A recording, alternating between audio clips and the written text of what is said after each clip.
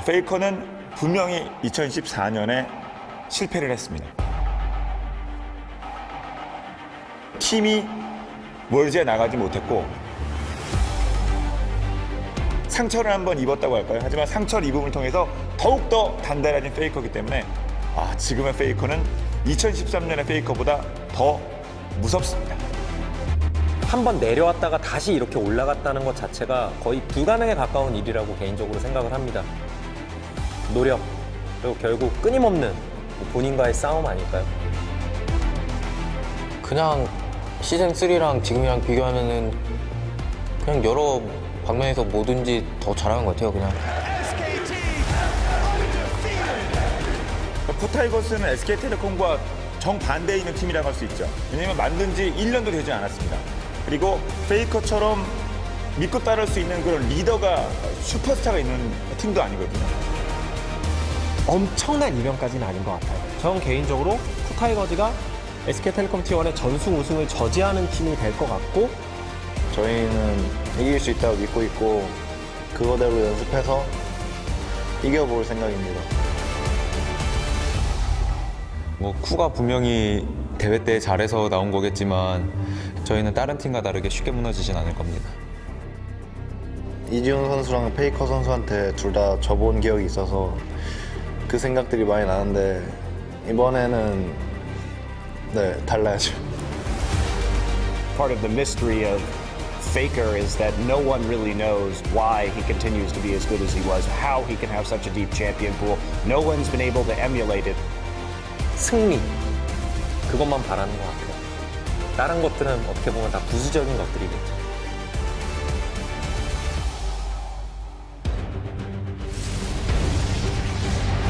Faker wreaking havoc inside the base. It's time for SKT to make it to the finals undefeated. KOO will get themselves the ace, will get themselves the base, and will earn themselves a shot at the Summoners Cup in Berlin against SK Telecom.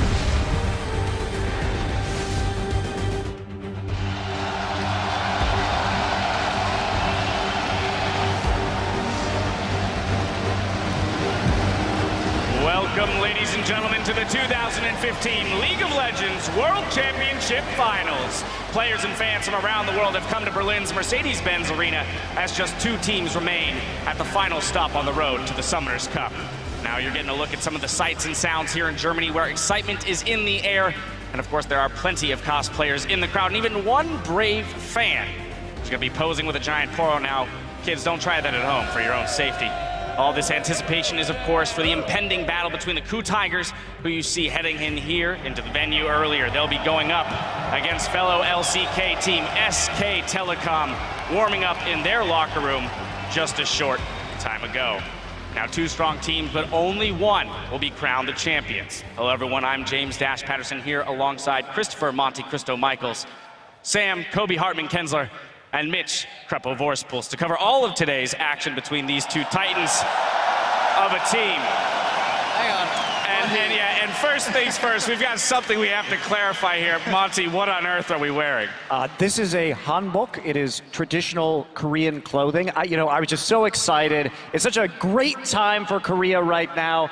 Two teams in the final. It's the final we always deserved here at the World Championship. It's like we're watching an LCK game, only with better casters. Ladies and gentlemen, we're starting early. Sometimes, Krepo, they have to give you the chance to actually cast the good teams. So welcome to the OGN Autumn Season Final. That's going to be a good day, ladies and gentlemen. I, for one, am very excited for it. Let's start by pulling up the bracket and following these teams' journeys to today's finals over the last month. After emerging from the group stage as the #1 seed from Group C with a perfect 6-0 run, SK Telecom T1 has made an undefeated march through the bracket, taking down the LMS's AHQ Esports Club and Europe's Origin. Now the team comes into today's final with the potential to not only make the first perfect Worlds run ever, but to become the first two-time champion in League of Legends history. And what an impressive fashion they've done it in. Getting all the way to the finals undefeated, as you said, all of their games have been finished out so cleanly. Yeah, there's maybe one game where SKT just wasn't as convincing against Origin, really, in terms of goal, but even then, their numbers, and we'll get to that later, are just astounding. they're well on track to become the most dominant world's performing team like in the history of League of Legends. Yeah, and even beyond the World Championship right now, they're on a 17-game winning streak dating all the way back to the regular season of Korea in the summer. All right, but we have to take a look at their opponents. The KOO Tigers climbed out of Group A as the second seed behind the LMS's Flash Wolves, but showed up big in the quarters and semis, taking out KT Rolster 3-1 and sweeping hometown favorites Fnatic to make it here to Berlin. And the story for these guys, making it all the way here, you know, after just forming the team, is just, they're so easy to root for. Yeah, I mean, they're coming in as underdogs, but I didn't even think they'd be in the finals. I think they've really performed well, particularly KOO has vastly exceeded my expectations coming into this tournament. Even Smeb, who did have a higher bar than KOO, he's even overperformed that as well. And a lot of people coming into the series against KT were just rooting for KT to make it out, but KOO rather convincingly swept that series 3-1 and then made it to the finals. Nobody really expected. Thank God China slumped a little bit, you know, made it a little easier for the KOO Tigers overall, but it's going to be, I think games. To a degree, too, after the bracket stages were drawn, a lot of people looked at KOO's side of the bracket, seeing Fnatic and KT, and saying, this is the tougher side of the bracket. So they've had a pretty, sincere road to the finals. They have definitely been tested, and they've shown a lot of diversity in styles, in champions, in strategies that they've used, so that might actually hurt them here because SKT have seen maybe a bit more. Now, of course, we won't be the only ones covering today's finals. You're going to get a look at our partners from China and Korea's OGN, who have made the trip to Berlin with all of the international teams to bring this event to fans and players in 20 languages around the world. So plenty of people out there enjoying the games. Now, of course, it's time, though, to head down to the stage and check in with someone who is no stranger to the League of Legends scene here in Berlin. Hello, Berlin! Wie geht es dir? I'm Evie, Shock supporter, and I'm very excited to be right here at center stage, designed to give you the best view of the games today as our finalists fight for the Summoners Cup. Now, whether you're with us here in person or tuning in from around the world, we've got you covered from every angle of the house. Now, with this setup and everyone here in attendance is also a real-life part of the action. So, ladies and gentlemen, are you guys ready for the 2015 League of Legends World Championship?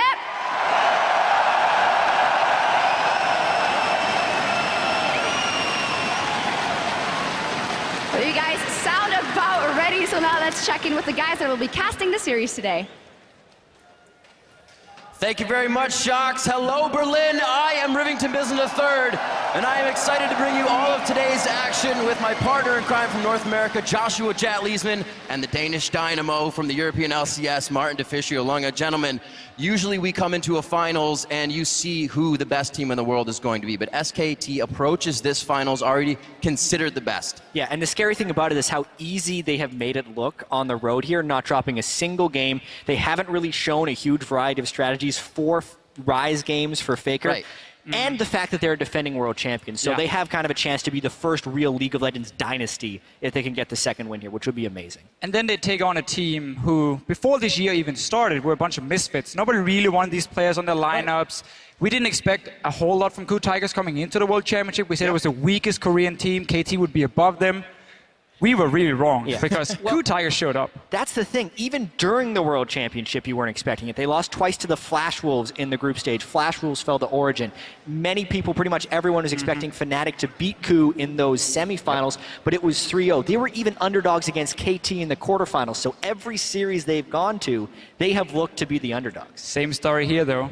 Well, they create the upset. There's no doubt this game would be monumental for KOO. By the numbers, SKT has this game at 10, 15, 20. We'll get into the stats as we go into the game, as we hopefully get 5 matches out of this one if SKT isn't bringing their A game. Have they even opened up Pandora's box yet? I want to see 5 games because we haven't had the 5-game season yet in the bracket stage, but I have a theory of every odd-numbered week brings excitement. First week, and it was like 6-3, then 0-10 in week 2. 2 European teams made it to the semifinal in week 3. Week 4, they went 0-6. This is the week for KOO Tigers to come back strong. This is the week for Smeb to show that he's the best top laner in the world. He's going to beat Marin up there. In order for KOO Tigers to win this game, if he can do it, I think they can take it, but he really needs to play the best game of his life. Absolutely have to. Now, before we send it back to Dash and the gang for a look at today's matchup, SK Telecom T1 could be the first organization to take 2 world championships. So we take a closer look at the team then and now.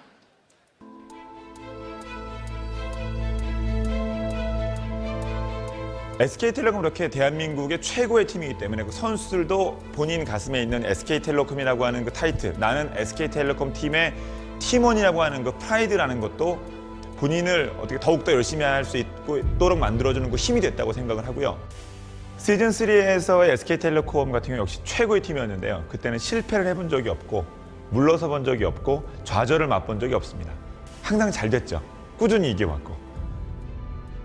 2013 시즌의 SK텔레콤 T1은 다소 페이커 그리고 피글렛의 캐리력에 좀 기대는 부분이 있었어요. 그래서 임팩트, 뱅기 그리고 그때 당시 푸우만두는 팀을 서포팅해주는 그런 롤에 좀 치중된. They were very much a scrappy, pick-oriented team. They would play a lot of assassins, have these flashy individual plays, but they weren't necessarily the smartest team. They weren't the best strategic team. They just had a wide array of talent. Yeah, we gotta introduce you guys to Faker if you haven't seen him already, because he might be just the best mid laner in the world.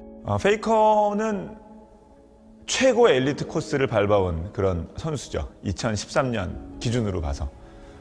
지금도 역시 최고의 선수긴 합니다만 페이커는 분명히 2014년에 실패를 했습니다. 왜냐하면 페이커 자체로는 성공했을지 몰라도 팀이 월드에 나가지 못했고 결국 팀의 중심이었던 페이커는 실패한 시즌을 보냈습니다. 하지만 지금의 페이커는 본인이 항상 하드캐리해야 한다 그런 욕심도 버렸고 팀 플레이를 통해서 팀을 살리는 방법, 팀을 살림으로써 본인이 슈퍼스타로서 다시 자리매김하는 방법, 그 방법을 터득했죠. 지금의 페이커는 2013년의 페이커보다 더 무섭습니다. 페이커 선수는 그때는 뭐 갓 데뷔했을 때고 경험도 별로 없었는데 물론 잘했지만 지금은 경험도 많아지고 경기 수도 훨씬 많다 보니까 훨씬 노련해지고 잘해진 것 같아요. 저는 이번에 SKT가 우승을 하든 우승을 하지 못하든 그거는 크게 중요하지는 않다고 봅니다. 이미 페이커는 전 세계 유일무이한 존재고 다시는 등장하지 않을 그런 스타라고 생각해서 Right now, mid lane turret also goes down. The flash engage from Faker. Yeah, there's the Rune Prison in there. All of the spells, all of the time. Faker, the 1v1 against Pawn. Returning to the stage, your 2013 world champion. Lauren just eviscerates. Why is it easy? Who gets it? Bang! He wants to shoot. First blood goes down It's for time Bengi. for SKT to make it to the finals undefeated. Fast forward to now, and it's less about those flashy plays and more about dominance on the map, dominance in the macro game. In Season 3, it was a lot about Piglet and Faker, whereas now it's much more about Marin and Faker, and Bang is more of a reserved role within the team than the AD carry used to be. They still have that same level of individual skill, but the strategy has gotten much, much better through experience with a lot of these players. 일단 시즌3랑 지금이랑 비교하면은 그냥 간단하게 말해서 그때는 지금보다 못했던 게 맞은 것 같아요. 한번 내려왔다가 다시 이렇게 올라갔다는 것 자체가 거의 불가능에 가까운 일이라고 개인적으로 생각을 합니다. 이게 가능했던 거는 아무래도 정답은 되게 단순한 것 같아요, 의외로. 노력, 그리고 결국 끊임없는 본인과의 싸움 아닐까요? 이게 되게 단순해 보이면서도 실제로 이걸 못하는 선수들이 훨씬 많습니다. 지금의 시즌5 SK텔레콤은 시즌3의 승리 이후에 큰 패배를 맛봤습니다. 시즌4에서는 특별히 우리가 기억나는 건 한 적이 없고요. 시즌5 초반에도 역시 우리에게 실망을 안겨줬습니다. 그리고 기대를 했던 MSI에서 또 큰 좌절을 맛봤죠. 실패를 맛보고 그 좌절을 딛고 일어나고 그 어려움을 해결을 하고 이 자리에 다시 우리에게 나타난 SK텔레콤이기 때문에 시즌3의 SK텔레콤보다 시즌5의 SK텔레콤은 더욱더 강하고 더욱더 확실한 승리를 만들어내는 것 같습니다. A brief history lesson for you there about SKT. I mean, the organization itself much bigger than that, and we'll get right down into that. As we close into Game 1, let's look at how these teams have performed historically, starting with SKT. Yeah, let's definitely start with SKT because this is a team with such a storied history of esports success. You know, it's not even just Korean esports and not even League of Legends. Before League of Legends even existed, over a decade of StarCraft success with famous players such as Slayer's Boxer. And then when transitioning to League of Legends in Season 3, they were able to win the World Championship within 6 months of forming the roster. Well, I mean, that's just how it has been with SK Telecom. They are the premier esports organization within Korea. They always have access to the top players. Everyone wants to play for this team. So it's led to a long, many years of success and many years of dominance in many titles. Right, and then of course, if we narrow the microscope to just this year as a team, their record has been absolutely phenomenal, spring through summer, and only getting better, Monty, as the year has gone on. As you mentioned, that 17-0 streak that they're currently on in terms of games. Definitely agree. I mean, the way with which they've done it too. Not only are they undefeated here at Worlds, but they've done it so quickly and so cleanly that they really haven't left much room for teams to try and develop the counter strategies. Yeah, and they've been building this up all year. If they look at spring, they went 29-11, summer 38-6. So over time, they're winning more, losing less. At Worlds, that trend only continues. Haven't dropped a single game. They maybe trailed behind in goal at 10-20 once this entire tournament. Nobody's even ready to challenge SKT. Yeah, it's not winning more or losing less. It's winning more or losing none now, which is a great trend. That's exactly where you want to be. There have really been only two kinds of teams here at Worlds: SKT and teams that lose to SKT. Maybe teams that haven't played them yet. Right. It's very easy categorization. Well, of course, then, too, we do have to look at the fact that they have only lost 2 series this entire year. The first one, EDG at the Midseason Invitational, and the second one, CJ Entis in the LCK Summer Split. So from a series standpoint, when you ignore their, minimal losses here and there, only 2 series dropped in an entire year is a scary sight to be walking into when you're about to step on stage across from them in a 5-game series for the World Championship. I think such a huge part of that has been the development of Marin and his growth on this team, turning into such a good shot caller and such a prominent top laner when the meta shifts to top lane. Now, we've spoken about the fact that SKT has taken home the top prize in their first year as a team, while their opponents, the KOO Tigers, are looking to do exactly the same thing here today. And this is such a great story with the KOO Tigers. These were guys who, when the Korean scene consolidated from 2 teams into 1, there were a lot of players that were left over, and so Najin lost 4 of their players, so we call them Smeb and the Najin, Smeb from Incredible Miracle. But while we talk about SKT and how much infrastructure they have and how nice their practices facilities are with walls of trophies, when I first visited the KOO Tigers house, it's a new team. It's like 6 guys in a small apartment. It was just the players and No Fei, their coach, also former Najin player. So they started out without many of the luxuries or support that a lot of these top Korean teams have. And they have been so scrappy and stuck it out. And through really sheer force of will, they've made it to the World Finals. Yeah, and talk about improvements in top laners. I mean, you talked about where they got these players from. Smeb's reputation last year, very different from his reputation this year. Yeah, they even used him in highlights. Like, you died to Smeb, really? Yeah, like that's something that would destroy your confidence back then. Yeah, back then. But also, they're just so tenacious, the KOO Tigers. They don't really give up because they haven't had that really easy road like SKT have. They've had ups and downs. They've had tournaments where they came in like super hyped and suddenly, didn't all go all that great. And then now they're at Worlds, like, nobody expected them to be in the finals. People expected them to lose against KT. They just shrug it off. They even have the little, let's make this place into a library trash talk going for them. So I just really enjoy watching them. Yeah, their comeback, after the huge bump that was IEM, and the ensuing weeks back in Korea after that, it's been such a huge resurgence for this team to get back to this level. Yeah, I mean, IEM, for me, that's still the biggest upset in League of Legends history. The KOO Tigers losing that best of 3 to the 12th, the last place Chinese team, WE, was such a shocking turn of events. But they had the fortitude to bounce back, like you said, and now they're on the biggest stage. I think a large part of that, too, we've looked at their drafting phase, especially recently in the World Championship. We're coming out of the drafting phase saying, well, the coaches have put together a phenomenal, toolbox that the players then get to put to use and style on other teams with.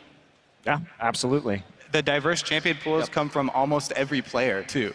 They just talk about tools, like each player is bringing so many to this. And it's really important at a tournament like this Worlds, where there have been so many changes. The KOO Tigers have had a real advantage pulling out a lot of these things that are strong on the patch, where other people have been taking a lot longer to actually pick those champions up. All right, well, when it comes down to it, KOO have everything to prove today going up against a team that has beaten them many times before. Now, before we look at the matchup specifically, let's hear from Smeb, who admits that he had some questionable games over this year's LCK season.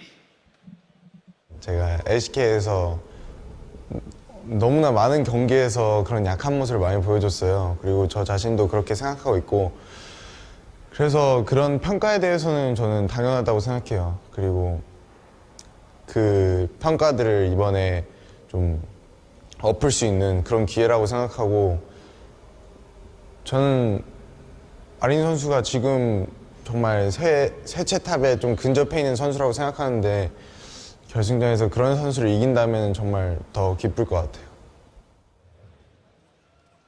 Notice how he snuck the word close in there. He's close to the best top laner in the world because Smeb himself very might close. be. They're sitting right That's right. across from each other. They're 1 game away, or 5 games, or three wins away. Well, anyway, let's take a closer look at that matchup specifically, Smeb versus Marin. We've put so much focus on Smeb as a player for KOO, but just on the flip side as well, we mentioned that Marin is a big part of their wins. I mean, both these guys are topping the rankings. So, like, if you look at both Marin and Smeb individually, it is impressive. But what stands out even more is that Smeb gets less, but performs even better than Marin in this tournament. If you look at just damage done, he gets less gold overall from his team, but somehow deals more damage.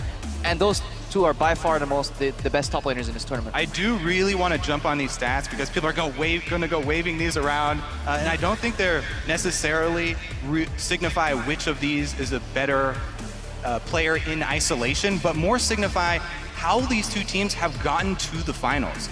SKT, their entire team has gotten ahead in the lane phase, and then they transition into a mid game where they apply pressure at multiple points, and they finish it out very quickly. So Marin actually has also the highest CS per minute of any top laner.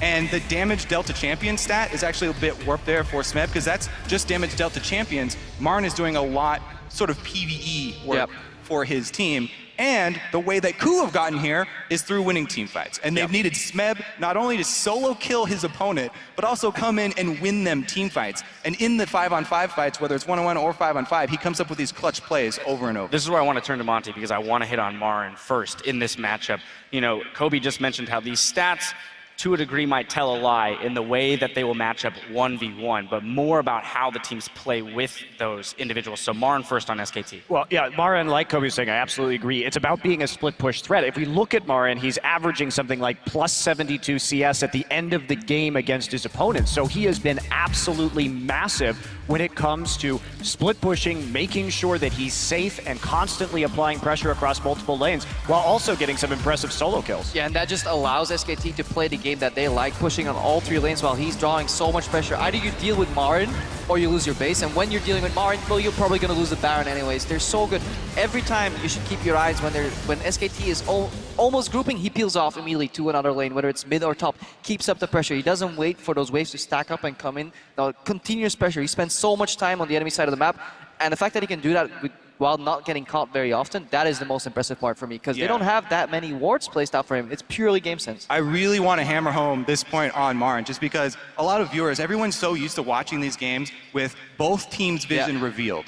So you don't get that same feeling, a lot of the players, when you're in these situations of the fog of war and what you have to work around. Marin is so good because he actually builds items to play this strategy as well. Early home guards for early experience advantage so he doesn't miss any waves. Also 100% uptime on his teleport. He saves it for the objective plays. And he builds Tiamat almost every game, so he instantly clears the wave, then retreats into fog of war, simultaneously denying information to the enemy team. And it's just hard for people who haven't been in that situation to really understand the greatness that is Marin. Whereas Smeb, you're like, oh, he solo killed that guy. He's crushing the team fight. Yes, that's where I want to go next. I want to go to Smeb because that is exactly the point. So often when KOO was in maybe a losing situation in the game, all eyes went to Smeb and say, can he solo carry from the side lane?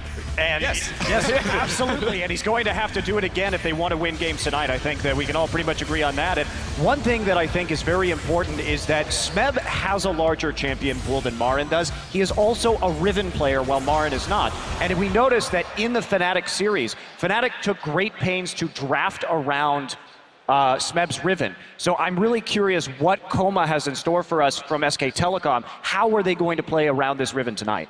And I think that they will have something prepared because, yes, people are saying Marin's only played a lot of Fiora and a lot of Renekton. That's that's not a very deep champion pool, but they haven't been pressed, as we've been talking about. And, you know, last time SKT played the KOO Tigers, week 9, back in the regular season of the LCK, it was Marn who was counter-picking Smeb. They were prioritizing, the KOO Tigers were prioritizing Maokai, and Marn kept picking the Fizz over and over into it and punishing him. I got to move us through the rest of the lanes. Moving over to the jungle. I know. There's going to be so much focus on this top lane, and we will get to talk about it more, I promise, gentlemen. To the jungle, though, Bengi, Hojin. Interesting champion pool thing here, because we saw Hojin come out with that Zac when we were questioning how teams were going to react to Gragas being out of the tournament. Well, he pulls in the Zac. Bengi went for the Jarvan. Two very different junglers. Yeah, they obviously share Elise and Rek'Sai here as jungle picks, but it goes multiple directions, and these champs are very likely to stay up. Nobody's going to ban Zac, nobody's going to ban Jarvan or Evelynn, so we could see a repeat performance. I'm still not sold entirely on the Zac. I don't know how you feel about it, Monty. I think it's great for team fighting, but it did show a lot of weakness in the early game, because I think the Zac combined with Hojin's style of jungling leads to some problematic underfarming. Hojin finds really creative ways to get behind an experience while still not... Well, okay, so team fighting, a very important thing for the KOO Tigers. Moving to the mid lane, though, I want to focus on KOO, because we have pointed him out as a possible weak link for the team, but really, he's been but he has been overperforming this tournament. He's been performing very well. The only sad part, or the bummer for him, is the fact that he's going to have to go up against either Faker or Easy. Well, I mean, coming into this, we can talk. Kuro has definitely surprised me. I did not expect him to reach this level of performance at the World Championship. He's been very reliable. He actually has more earned gold per minute than Faker does. Now, the problem with that, though, is that Faker does more damage than Kuro does with less gold. So we see that while Kuro is a great player and he's doing very well, he still has problems when it comes to reaching Faker's level of efficiency.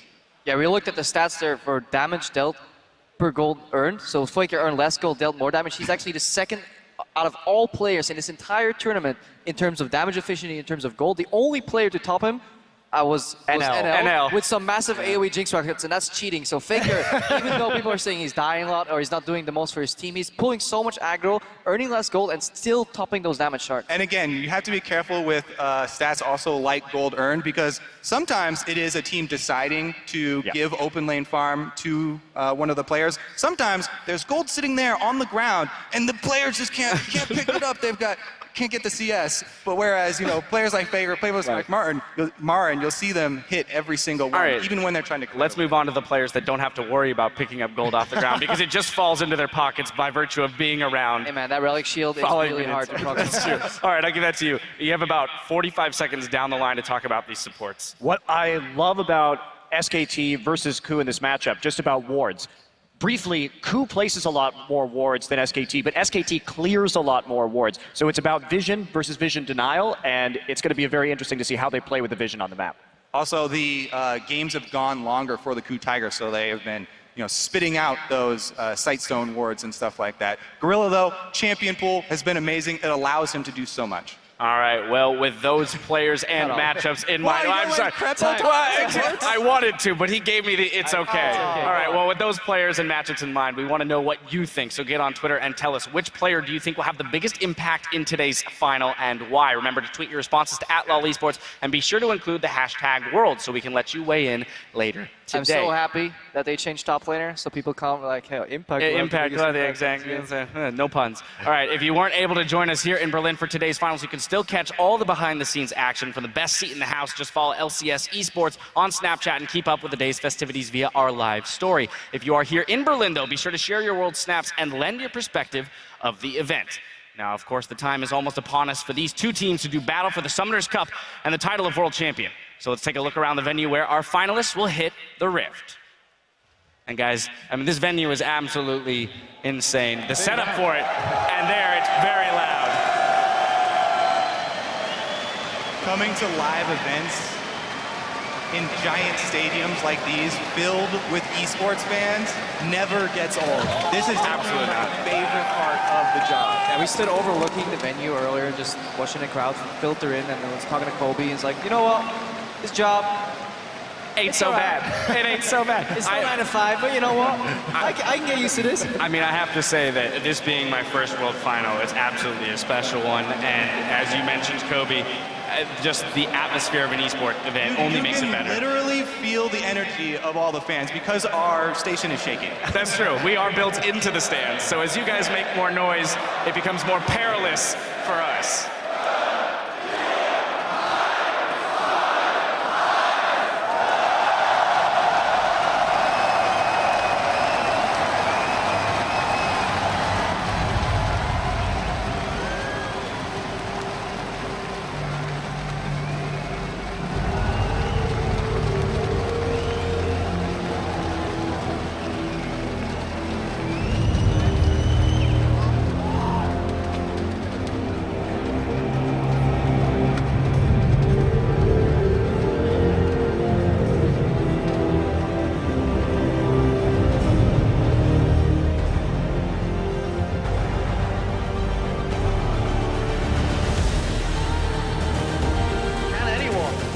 Samsung White. Will this really happen? They saved the Nexus! Kaboom! They lit the fuse! And I can't believe it! Triple to Bruzy! And that's gonna be the game! And Samsung White are the 2014 World Champions! Do we fight to hold our heads up high and beat the drum to what we love? Risk the fall, oh, we have felt it all come crashing down from far above. Stars are rising, countless worlds colliding, only one will take it all. Can we bring to fall the giants? Can we make the final call?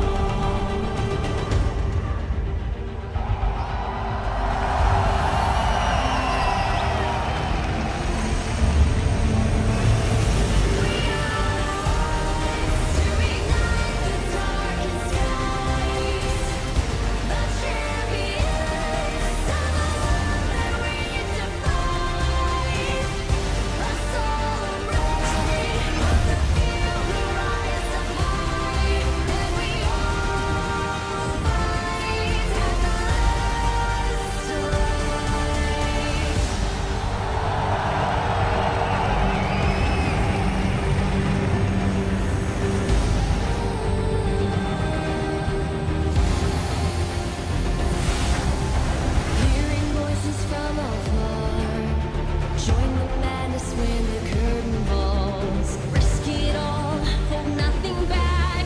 Seize the day, we must attack. Stars are rising, countless worlds colliding. Only one will take it all. Can we bring to fall the giants? Can we make the final call?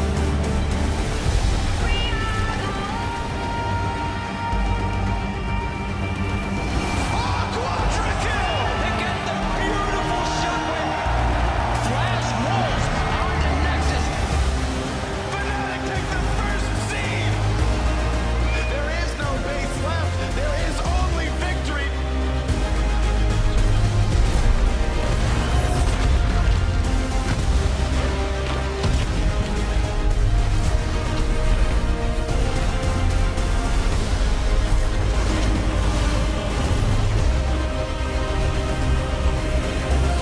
And it's gonna be all five to save the game.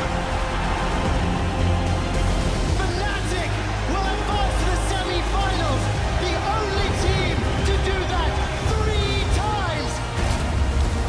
SK Telecom are one step closer to the Summoners Cup.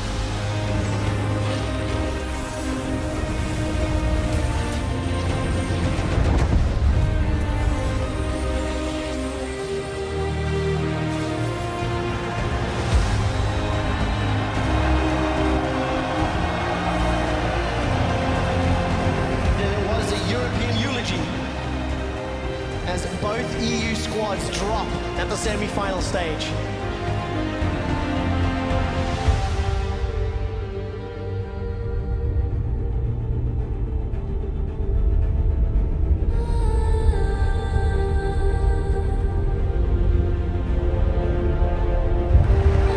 Faker wreaking havoc inside the base. There's no stopping him now. It's time for SKT to make it to the finals undefeated. KOO will get themselves the ace, will get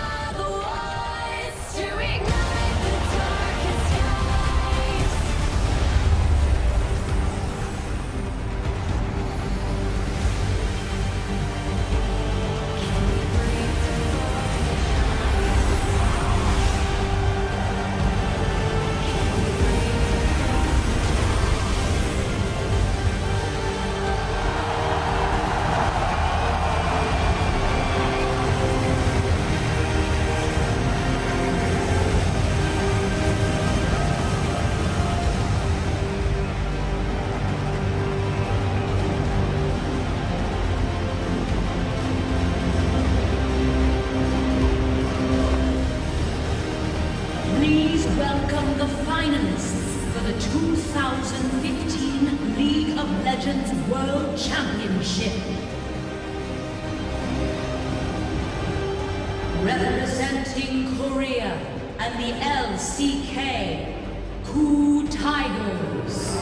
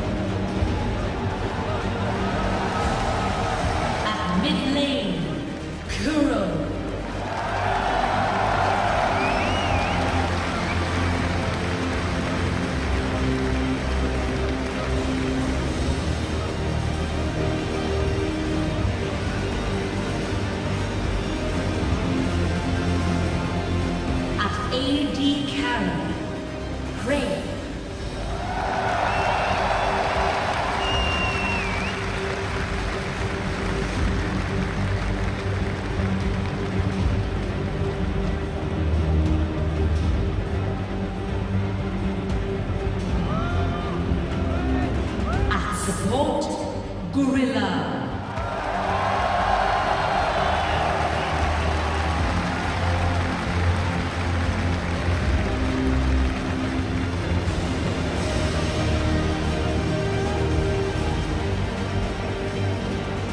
Their substitute jungler, Wisdom.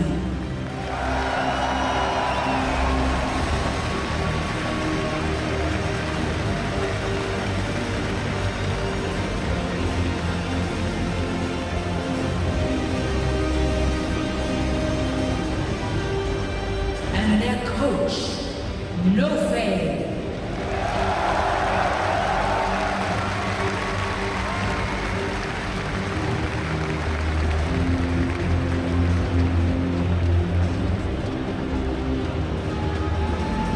Once again, KOO Tigers.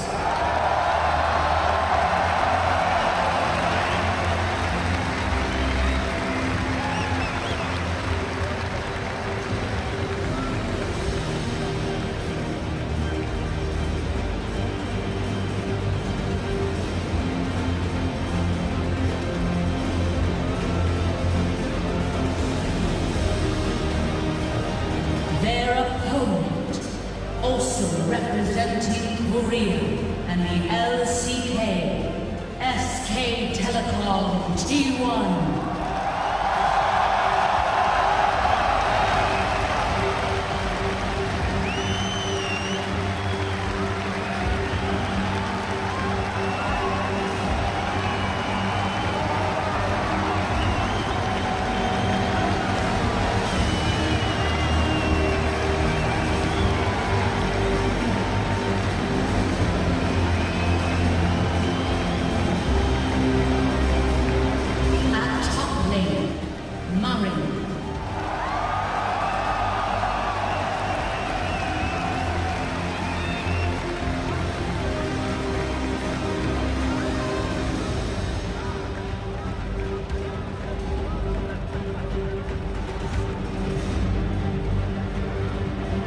Jungle Bengi.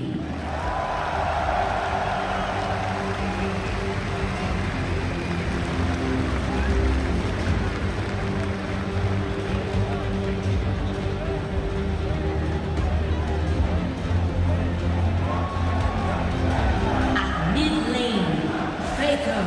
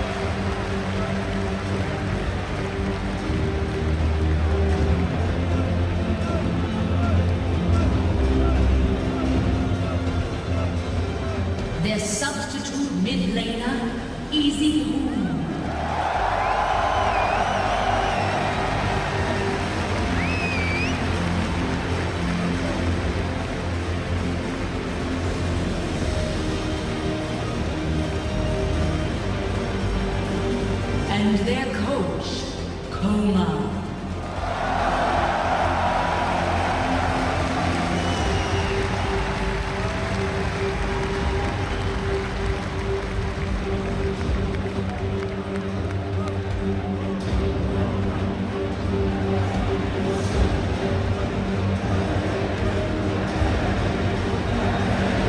Once again, SKT T1.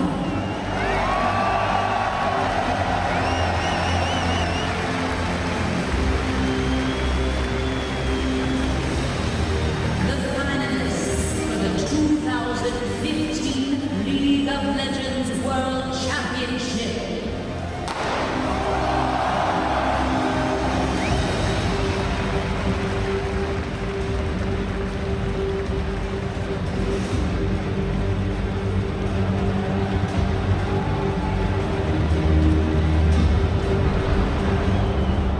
And Gorilla, he boots them away with the headbutt. That should be a kill, but the arrow comes in and they turn it around. Prey refuses to die. Run down, and Huni will not find anything. A quadra for Kuro. Then Hojin is going to one-up away. That's going to be a kill. Hojin will pick it up. And Smeb will be smiling with that one. KOO will earn themselves a shot at the Summoners Cup in Berlin against SK Telecom. Wow, Morin just eviscerates him, and SKT demolish H2K. But Bengi trying to get the work done. Amazing J walking around. First blood goes down for Bengi. Yeah, there's the Rune Prison in there. All of the spells, all of the time. Faker, the 1v1 against Pawn. He puts the ulti in for the shield and flashes over the wall. Almost dies, and Izehun gets it. It's very low red card thrown out, but Wolf comes in for a bit of bloodthirsty support kill stealing. Bang, bang, he wants to shoot them down. He's rocket jump forward. Bang's looking for the double. It's time for SKT to make it to the finals undefeated.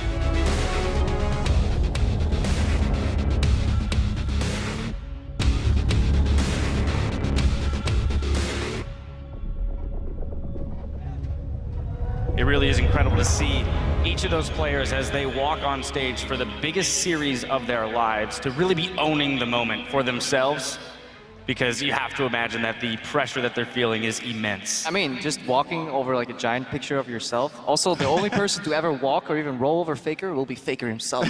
You know, on that stage. That took a lot of confidence to pull a roll like that live as well, and he stuck the landing. It's also the only barrel roll we'll be seeing tonight. That's very true. Poor Gragas. Rip Gragas. Well, as the teams take place on stage, let's focus in on today's best of 5, where SK Telecom is favored to make a League of Legends history. Now, they're the only World Championship juggernaut to live up to expectations with a 100% win rate, the most dragons per game, the highest average gold lead at 10 and 20 minutes. I mean, what do you want? Dominance. For every one dragon their opponents take, they take 4.25. For every one Baron, they get 14. Well, that's the thing. They're second place in Barons per game. That's only because they finish games before ever having to take a second one. Yeah, and it's not how many Barons you take, it's what you do with. They smash so many Nexuses while still having that Baron buff. That's hard. They go from Baron to game over in like those 3 minutes very often in their games, and their Baron power plays, which just means how much gold you generate out of a Baron buff, is just immensely high over this tournament. So they're just so efficient at closing out games. Yeah, really does look like Faker and Bengi are going to make their way towards that repeat. Yeah, well, there's, for both of them, a lot of eyes on them about whether or not they can get that repeat. But specifically looking at Faker, I mean, this is a guy who hasn't necessarily been challenged yet this tournament. Jat mentioned those 4 Rise games. We haven't seen much else. Is this the series where he's going to be forced to step it up? Where is the LeBlanc? That's my question. You know what my question is? Where's the Master Yi? Yeah, fair enough. 14 champions that he played over the course of the summer season. He's had 5 here at Worlds, but they haven't really been that surprising, and he's been mostly just dominating on Rise. He's the only Rise player in this tournament. He's also just a player that understands matchups well. He doesn't need to play them a whole lot to really understand the intricacies and the ways to outplay. Like, look at the Rise into DF matchup, the counter pick Olaf into the Irelia, one of the picks that he actually debuted himself. So he knows all these matchups.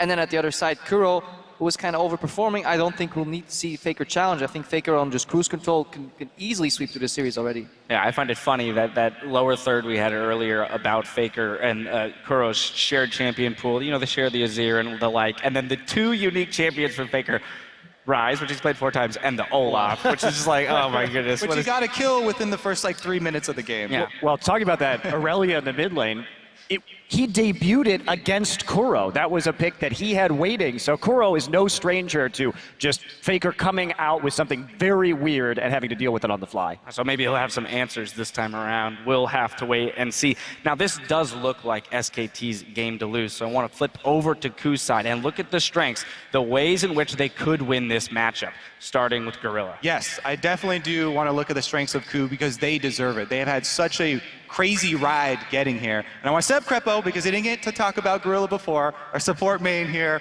The champion pool and the plays that Gorilla comes up with are just remarkable, and they're so important to the team. Yeah, the thing is, Gorilla, he has a very large champion pool, and very often he's also playing different styles. He can play the peel support, he can play the engage support, he can play the roam support, so there's no reason to even doubt that that champion pool can go even deeper, because if you understand all these different styles as a support, and doesn't matter what champion you play, because it's all about, you know, the mental ability to really understand where you have to be, what your role is, what your function is within a team fight.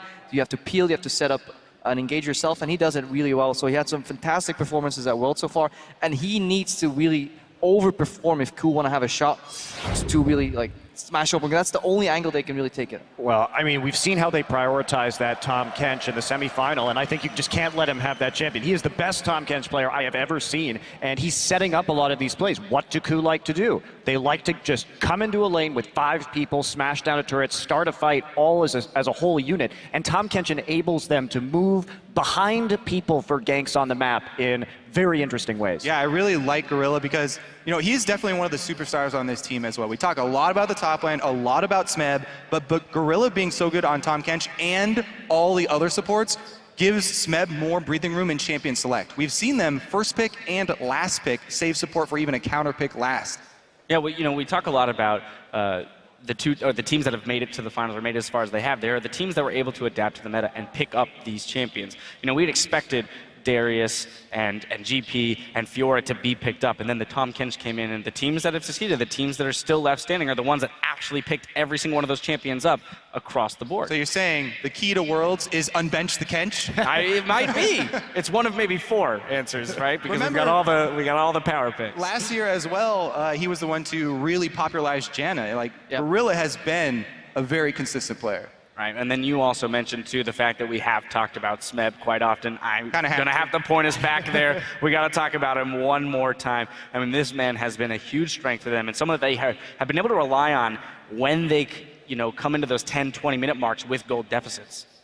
Yeah, he's got the highest damage per minute of any top laner. He's 70, which is very significant above number 2, who is Mar. And that is a large, large gap for the reasons we already talked about in terms of their liking for team fights. But this is the guy that has to perform right now. This is his day. If KOO Tigers are going to win this, it's probably going to be on the back of Smeb. Yeah, as we were talking about, the reason, you know, he's got so much damage to champions is because they have to do that. They're behind in almost every single one of their games until they get to the team fights and they come and they wreck. But he's going up against an incredibly intelligent player that really knows all these matchups well, so he may be able to neutralize Smeb. More importantly, so Smeb's team fights comes a lot from patience. He doesn't go in immediately, he waits until all the cooldowns are gone. That's a couple of these team fights that he won really convincingly in the semis, is where he waited for everybody to use their cooldown abilities, then move into the fight. I don't think SKT is necessarily going to make that mistake, let alone SKT's not even going to team fight them. They're just going to keep splitting up overall, so that's what's going to make it hard for Smeb to really push his mark on this series for me. He either waits for them to be down, or he charges in with Fiora and reposts ultimates.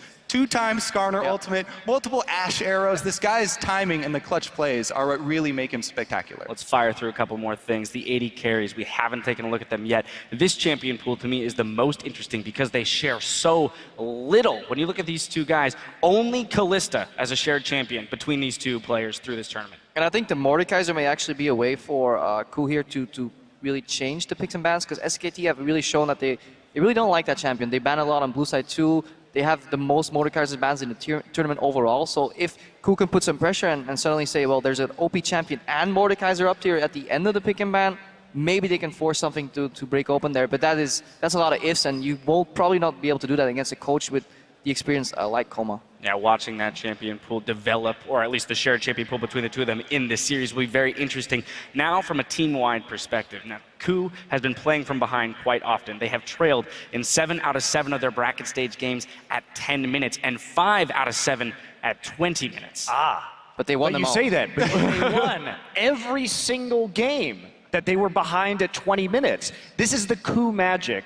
They are so good at playing from behind and making that work for them. Do I think it's the best way to play League of Legends? Absolutely not. Am I still amazed every time KOO wins in that fashion? Yes, I am. Yeah, I mean, you don't really want to be the comeback kings. To be the comeback kings, you have to be behind in the first place. But 5-0 when they're down at 20 minutes is just ridiculous. Yeah, just being able to come back there. But the problem is that if you watch a lot of these games, there's very big mistakes from the other teams. Yes, KOO capitalized extremely well, but there's always a mistake. And now, instead of going up against like KT in the quarterfinals, they go up against an S-tier KT here. They have to rely on them making mistakes. And SKT doesn't capitalize. really make mistakes because they keep snowballing, especially the 20 minutes. They're like an absurd amount of goal ahead on average. I think the final element, too, of their ability to make comebacks is the attitude with which these guys approach the game. We talk about what has enabled them to make this run to the finals, and it has to be their mentality, the way they're laughing at the end of every single game. These guys truly are a band of friends that have made it all the way to the finals. And that's been part of their entire history and their entire run, is that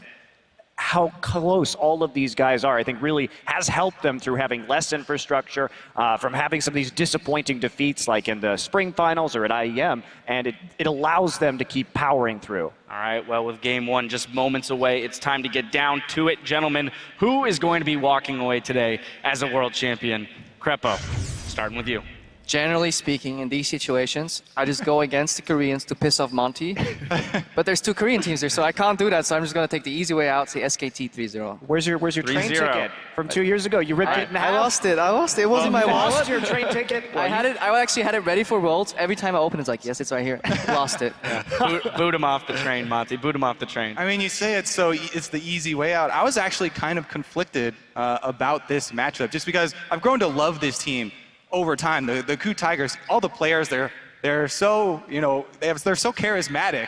How can you not like this team? But I realized that was clouding my judgment, and so I went to ask the god of mid lane. I went to Faker. I said, Faker, who do I put my faith in now? Please give me a sign. And he did. SKT win. I predict SKT to be the first time repeat champions. Nice guy Faker here. I mean, come on. He makes it very clear. Yeah. He does. There's no ambiguity about Would that you like one. to go now, Monty? Yep. I will also be saying SK Telecom winning. I too love the KOO Tigers, but it's time for Faker to really cement his legacy as if it wasn't cemented enough already, and for him to be the first 2-time world champion. Well, there it is, ladies and gentlemen. Our analyst desk has spoken, but we're in for a series nonetheless. The stage is set, and as we send it to our casters to kick off the 2015 World Finals, we'll take a look at the KOO Tigers, a team that has defied expectations and are now within arm's reach of League's highest honor, the Summoners Cup. 정말 동경 어린 눈으로만 보던 곳인데 거길 제가 오니까 참 신기한 것 같아요.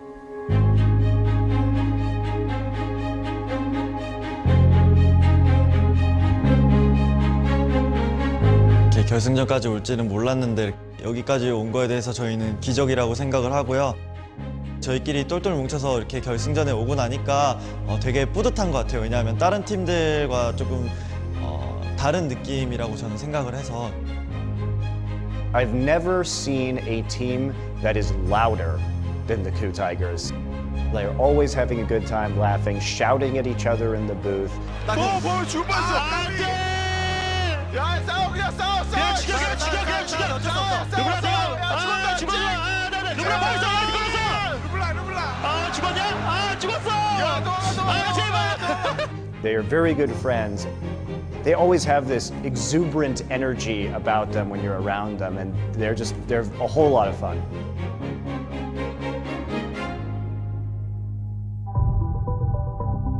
물론 게임이 직업이긴 하지만 게임을 같이 하는 친구들이라고 저희는 생각을 해서 처음에 저희 팀이 이렇게 만들어질 때도 저는 아무 얘기를 할 수 있는 그런 사이가 저는 가장 중요하다고 생각을 해서 그걸 중점으로 생각을 했고, 저희 팀은 항상 분위기가 좋을 때 가장 잘했고 분위기가 안 좋을 때 가장 못했어요. 저희가 좀 기복이 심한 팀이긴 하지만 그래도 성적이 그렇게 나쁜 편은 아니었는데 그렇게 많이들 생각하시더라고요. 약간 약한 팀이라고. 경기장에서 응원을 할 때도 다른 팀보다 저희 팀 응원이 적고 뭐 저희 이름은 거의 안 나오거든요. 다소 인기가 없는 건 그 이유는 뭐 여러 가지가 있을 수 있겠지만 예전에 IEM에 참가했을 때 많은 한국 팬들의 기대만큼 좋은 경기력을 보여주지 못했었던 거, 그게 좀 큰 이유인 것 같고요. You have to win in Korea. You have to win to be popular. They really only respect winners. 진짜 한번 들어보고 싶어요. 쿠 타이거즈를 응원하는 그 푸나틱처럼 저희도 그렇게 한번 해주셨으면 좋겠어요. Cool! Yeah, that's right. 지금 현재 이제 결승 무대에서 SK텔레콤 T1과 쿠타이거즈가 맞붙은 이 구도에서는 전 개인적으로 쿠타이거즈가 SK텔레콤 T1의 전승 우승을 저지하는 팀이 될 것 같고, 실제로 뭐 우승을 내준다고 하더라도 상대가 그냥 3대0 압승을 거두는, 그래서 무력하게 굴복하는 이런 모습은 나오지 않을 것 같습니다. 매 경기 처절하게 싸울 겁니다. SK텔레콤이 소환사 컵을 이렇게 들겠지만 SK텔레콤의 KDA는 박살이 날 것이고, 소환사 협곡 내에서 SK텔레콤의 건물은 넥서스를 제외하고 몇 개 남지 않고 완전히 날아갈 것이며, SK텔레콤 선수들은 정말 피투성이가 돼 있을 겁니다. 쿠타이거즈는 역사상 가장 아름다운, 가장 위대한 준우승 팀이 될 것입니다.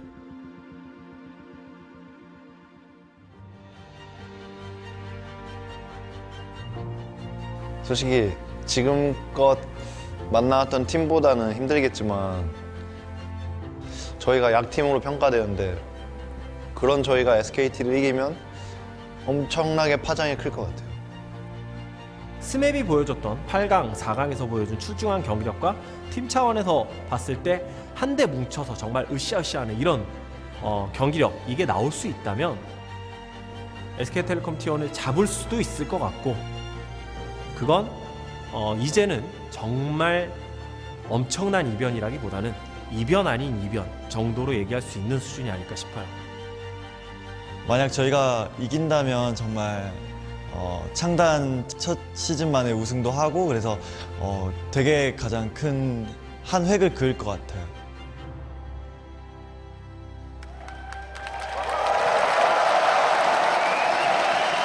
And with no doubt an amazing amount of pressure on the KOO Tigers today, but that camaraderie, that mentality that they bring together is absolutely going to help lift them up over the pressure and help them play to their best, because in this best of 5 against SKT, it is going to be absolutely necessary. I think Gorilla, he said it here in the end. If they manage to win Worlds after being formed this year, taking out SKT, the team everyone expects to win the World Championship, would be such a huge upset. And I think their team chemistry is so important specifically to that team, because you look at other teams like SK Telecom or the Samsung teams for last year who had that large coaching infrastructure in place to filter feedback through. But as Monty was saying, when these guys first formed, it was basically just a bunch of guys playing together, needing to have that chemistry in order to give the feedback and improve, and they have been so successful in doing that. And they always did better when they were having a good time. Marin already is. Smeb wants to fight against Marin. Came into this tournament stating, you know, I get to face off against Huni at some point. Now he's got Marin. Those two are going to be players to watch. And now we need to see what the teams wants to do for game 1, because we keep talking about how Smeb can beat Marin in the top lane. That's a way for KOO Tigers to win. But that's a very easy strategy for SKT to figure out. Okay, they might try and camp out top laner and kill him, so they should be ready for that. First ban for KOO Tigers, though, does show they want to respect the counter pick to Fiora that we normally see. Well, already we have a pinch of Lulu or Gangplank, so Lulu could actually go through to SKT right here. Already with SKT bans as well, they banned Tom Kent, something that KOO Tigers had not banned this entire world. So KOO wanted that. Now we'll see if SKT takes the Lulu away. It's that or Rek'Sai. What KOO Tigers is doing is saying, okay, we ban Elise. Our jungler, in order for him to have an early game impact, he needs Elise or he needs the Rek'Sai. That's the two preferred picks for Hojin. SKT has to decide, do we want to go for that Lulu pick and say we're going to build full team fight here, or do they just take the early game impact jungler? That's what they're doing. And this is something KOO Tigers opted into in pretty much all of their games against Fnatic. Hojin played 2 games on Zac, and honestly, he got bodied early game by Reignover's Rek'Sai, but they recovered, they played from behind, and they won team fights. Here, they give away the Rek'Sai for the Lulu. I would say that's completely as planned. I think this is exactly what KOO Tigers were expecting. SKT even banned Kalista on blue side because they were maybe expecting this. Okay, do we choose between Kalista or Rek'Sai? We don't want to take that trade either, so they had to ban it away. And that's good bans so far, a good pick and ban phase for the KOO Tigers. It is lining up for a Ryze pick though for Faker. He likes to pick it into the Lulu in that mid lane. We assume it's going to be KOO playing the Lulu and not Smeb, because he wants to be on a carry now. It's how he can shine. Well, KOO very, very good with that Lulu, kind of putting Juggernaut into the scene, being that team to bring it out. Probably won't go for the Kog'Maw here, but have the safety for Prey in those late game fights already. Sivir has been picked quite a bit towards the end of Worlds and continues to be picked now here in the first game by SKT. So Sivir is often the response when you see a Lulu comp, because you want to be ready in case they run like a Juggernaut composition where you need to be able to dive that backline. You get the Sivir to add the utility for your team so you can reach the AD carry. So often it's just a pick where people say, okay, in case they do this, we have a counter now, or we have something that works well against it. Obviously, we haven't seen any AD carry pick yet for KOO Tigers. They can go Ashe if they want to here. Yeah, because it's into a Sivir who's not the strongest laner, but what SKT has picked so far is a huge amount of map control. Global ultimates on what will probably be their jungler and support with Rek'Sai and Shen, Sivir for the wave clear, and Prey answers with the Jinx, which to me really feels like what Korean teams were picking in place of Kog'Maw is the Jinx, as kind of that hyper carry that they can look to protect. This is a Jugger Jinx composition coming together. It is, and that's again why SKT picked that Sivir. They said, okay, in case you want to protect that AD carry, we want to have something where we can dive that back line. And KOO Tigers will have a very, very strong siege with Lulu, with the Jinx, and we have an early game jungler for Hojin as well. The one left, and he had a good game against Fnatic last week on this Lee Sin. He needs to do it again, even though it's into a not the greatest matchup for Lee Sin. Very interesting to see the Jinx as well. Hardly ever saw it in LCK Summer. Just wasn't something that Korea picked up, but here at Worlds, it's definitely something they'll revert to. I really feel like it's something that the Korean teams learned during the boot camp when all the teams came to Korea to play against them, and also through group stage success. And Faker goes with Cassidy again. Wow. So basically, he was thinking about taking the Ryze here because, again, the matchup into Lulu is good for the Ryze to sit in free farm. The problem is, it would be very difficult for them to kill, for SKT to kill the AD carry. Ryze would have to like run at them, Alistar can CC him, Lee Sin can CC him, kick him away, Lulu and everything. It would be too difficult for the Ryze to deal proper damage, I think, towards this backline of KOO Tigers. So they want more diving potential. But you're sacrificing quite a lot by taking this Kassadin. Yeah, we'll see how much presence Faker can have in lane on Kassadin, because normally that's the pick that gets pushed in really hard. The one thing I like about Kassadin in this context is they have the Sivir to clear mid lane very early on in the game if they want to, and they can send Faker to a side lane earlier on. Not to mention they have a lot of global presence to make up for this thing, and now we get to see Smeb's Riven. This is such a good matchup for Riven into the Rumble historically. This is actually when you would pick it, even before Worlds. This was one of the reasons Riven came back into the meta for someone like Smeb, because he was picked into Rumble. You would destroy him in lane so badly every single time. But really, SK Telecom, they're not picking for the laning phase here at all. They're picking to take these mid-game fights. You have Castle in one side lane, Rumbles in the other one, then you group for this dragon, and you try and fight before this Jinx reach a 2 or 3 item spike when she becomes a monster. And I want to see if Faker sticks with Ignite, because he hasn't actually run as much teleport as others have. They have a lot of global presence within their team because of the Shen and the Rek'Sai, but maybe Faker brings the Ignite to have a little bit more pressure in lane. Feels like he's going to be sticking with that summer spell. This works almost with KOO and against them. Everything's slow in the beginning, but when they love to fight, that's when SKT is going to want to fight as well, right in that mid game. It is going to be explosive once we get out of the laning phase. I cannot wait to see what comes from game one. Wolf picking up that Shen, 9-1 across Worlds. So Shen himself having a great tournament, great Worlds. Yeah. He's going to be all over the map, protecting his team as Prey tries to cancel people out. It's going to be one of these support picks. If you want to make sure your top laner can do fine one versus one, you get a global for him from the support to help him out. That's going to make it tough to kill Marin. All right, as we load up for the first game in this best-of-5 set, get on Twitter, share your predictions by sending hashtag SKTWin or hashtag KOOWin to @LOL Esports. Tell us who you think is going home with the Summoners Cup. We're about to find out right now who's going to get the momentum in game one. SKT, as we said, by the numbers, absolutely huge throughout the game. Hardly ever falling behind, and when they do, they always find a way back.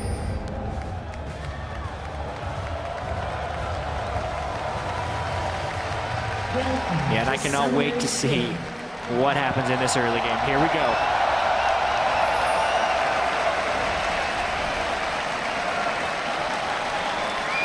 Normal spread by both teams to start this one off as we pan down Summoner's Rift, the battlefield where both teams will leave everything on the Rift before they leave here today. And KOO Tigers right now, look at your minimap. They were setting up a small trap in their own jungle because SK Telecom in game one of their quarterfinal and semifinals, they did try and peek into the enemy jungle. Let's see what was going on, maybe see if they're getting some deep wards to spot a potential lane swap. I think KOO Tigers had read that, they were sitting ready. But SKT is saying, it's game one, we're gonna play it super safe. And I liked what KOO Tigers did early here because they also placed the ward within their own blue buff, so if SKT had done an invade on that side, they would at least be able to scout it. But as you said, this is a very conservative start for SKT, which we may actually expect from this one. KOO Tigers hasn't been able to make early game moves, and especially with the casting on the side of SKT, they're okay with this game stretching a little bit longer, despite SKT having some very short games already so far at Worlds. But this pick and ban phase is why we talked about how KOO Tigers in this meta right here, this patch we're playing on at Worlds, fits them a lot better. Because Smep gets to play the big carry up in the top lane. He played a tank every single time KOO Tigers faced SKT in the summer split. Now he's on a Riven into a Rumble. That's a fantastic matchup for him. At the same time, KOO can bring teleport in the mid lane, so he will have an impact even in case he loses. Kassadin at level 6 can take down this Lulu. And it's very difficult to do anything, so KOO just has to farm up and make sure he can protect his Jinx later. As you were saying, they're amazing making that transition, and KOO only gets better when they have time to sit on the meta, when they have time to process that meta and get the strategy down they want. Here, going back to pretty much a normal comp in their Juggermoth phase, or Jugger Jinx, if you will, and we'll see if it helps them out once they get to those mid-game fights. Yeah, Wolf was trying to do some jungle harassing, but he does come up a little bit short. The fact that they push KOO off the blue buff has very, very low impact. Rumble doesn't benefit from blue buff, neither does Rek'Sai, neither does Lee Sin, neither does Riven. The blue buff is actually pretty useless since the experience you gain from the blue buff is the same as at the other camps early on in the game. So they're going to be able to take that, and we're seeing a pretty standard-ish lane swap here. Yeah, but due to the fact that SKT was so passive level 1, they didn't want to try and invade anything. They had zero vision really of where KOO was starting, so they managed to snuck 2 camps on the side of KOO Tigers down here towards the bottom lane before they moved up. So you can see they now have the blue buff, enemy Grump and Wolf camp as well. On top side, there are some extra camps to do from the KOO Tigers.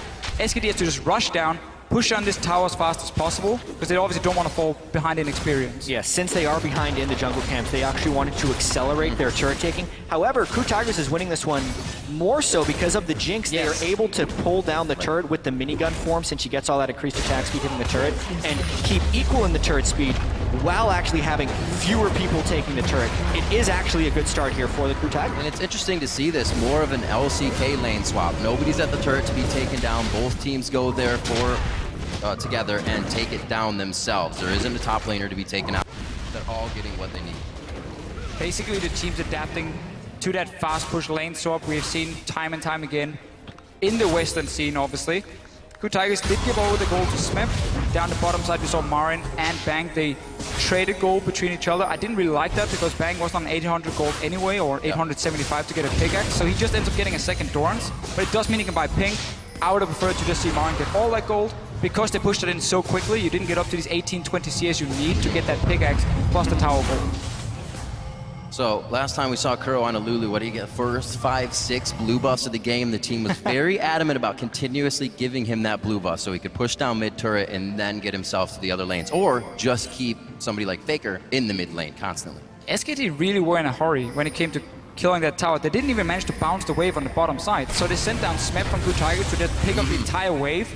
That's very, very good for him. You get a 2v2 top side, and you have a lane now pushing out for Smep to get some extra CS and extra experience, because KOO Tigers, because SK Telecom failed to bounce the tower, or bounce the minion wave.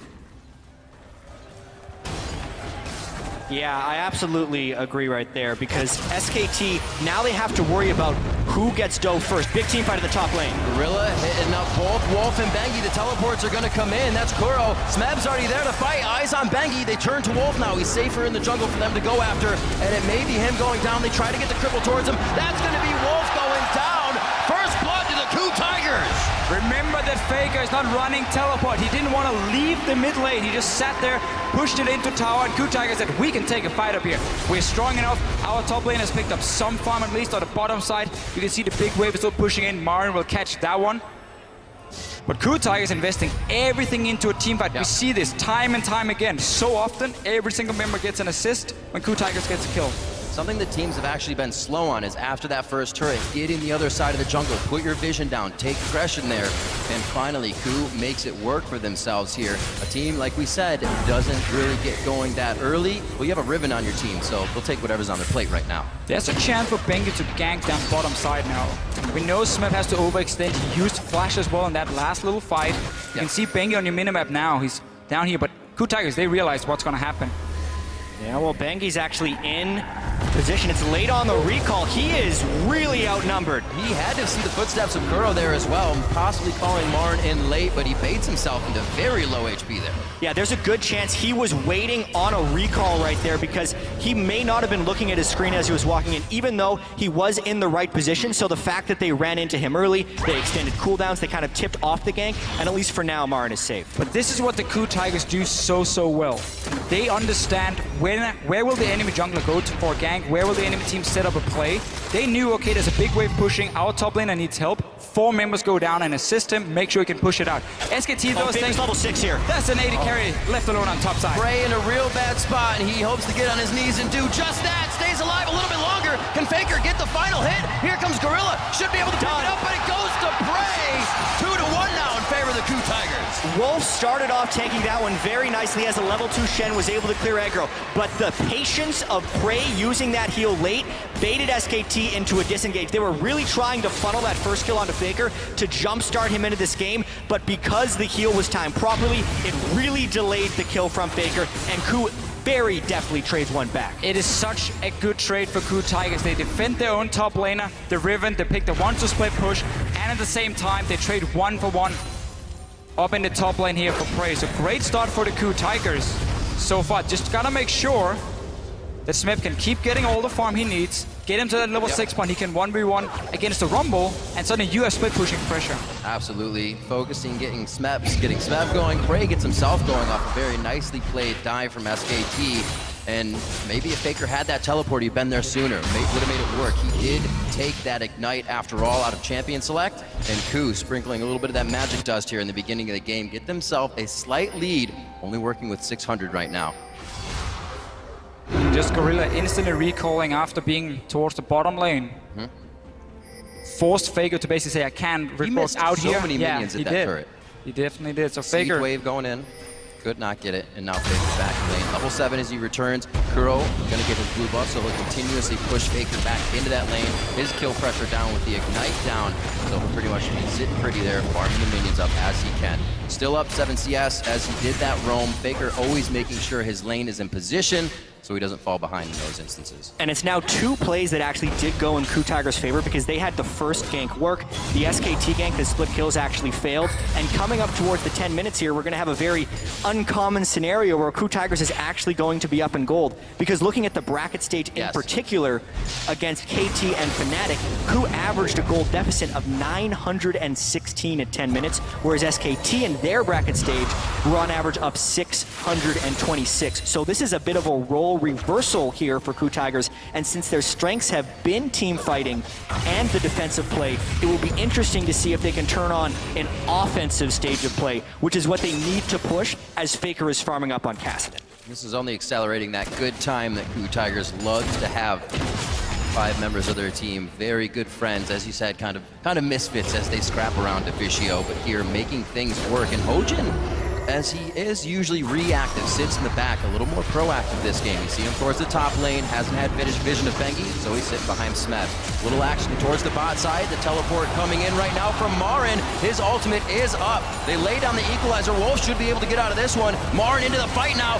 KOO and Prey are the targets, and that's going to be KOO going down. SKT seemingly pulling this one back in their favor with just a few kills to the bot lane, and that's a double kill for Marin. Massive play for SK Telecom here. Marin, he TP'd down, he walked behind the KOO Tigers. You can see they placed a ping ward in the lane. You're like, is there any ward where they can teleport? No, okay, we can take the fight then.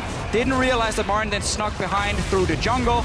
In the end, SK Telecom sends down every single member. 3 kills for them. So much for that goal lead, and also a complete lapse of pressure from the KOO Tigers. Faker made it down there on an Ignite Kassadin, and then his lane was not punished. KOO did match with the teleport. Smeb decided not to. I don't think he had the right position to do so. So SK Telecom really globally positioning better. It was rare watching any game so far at Worlds to see SKT actually commit 5 people to one side of the map. Look at KOO Tigers placing the ping ward, saying, okay, there's nothing behind us right now, so we can take the fight here. Marin then Riven sneaks needs in. to be in on that same ward. Not sure why. He's not that he cancels his own teleport.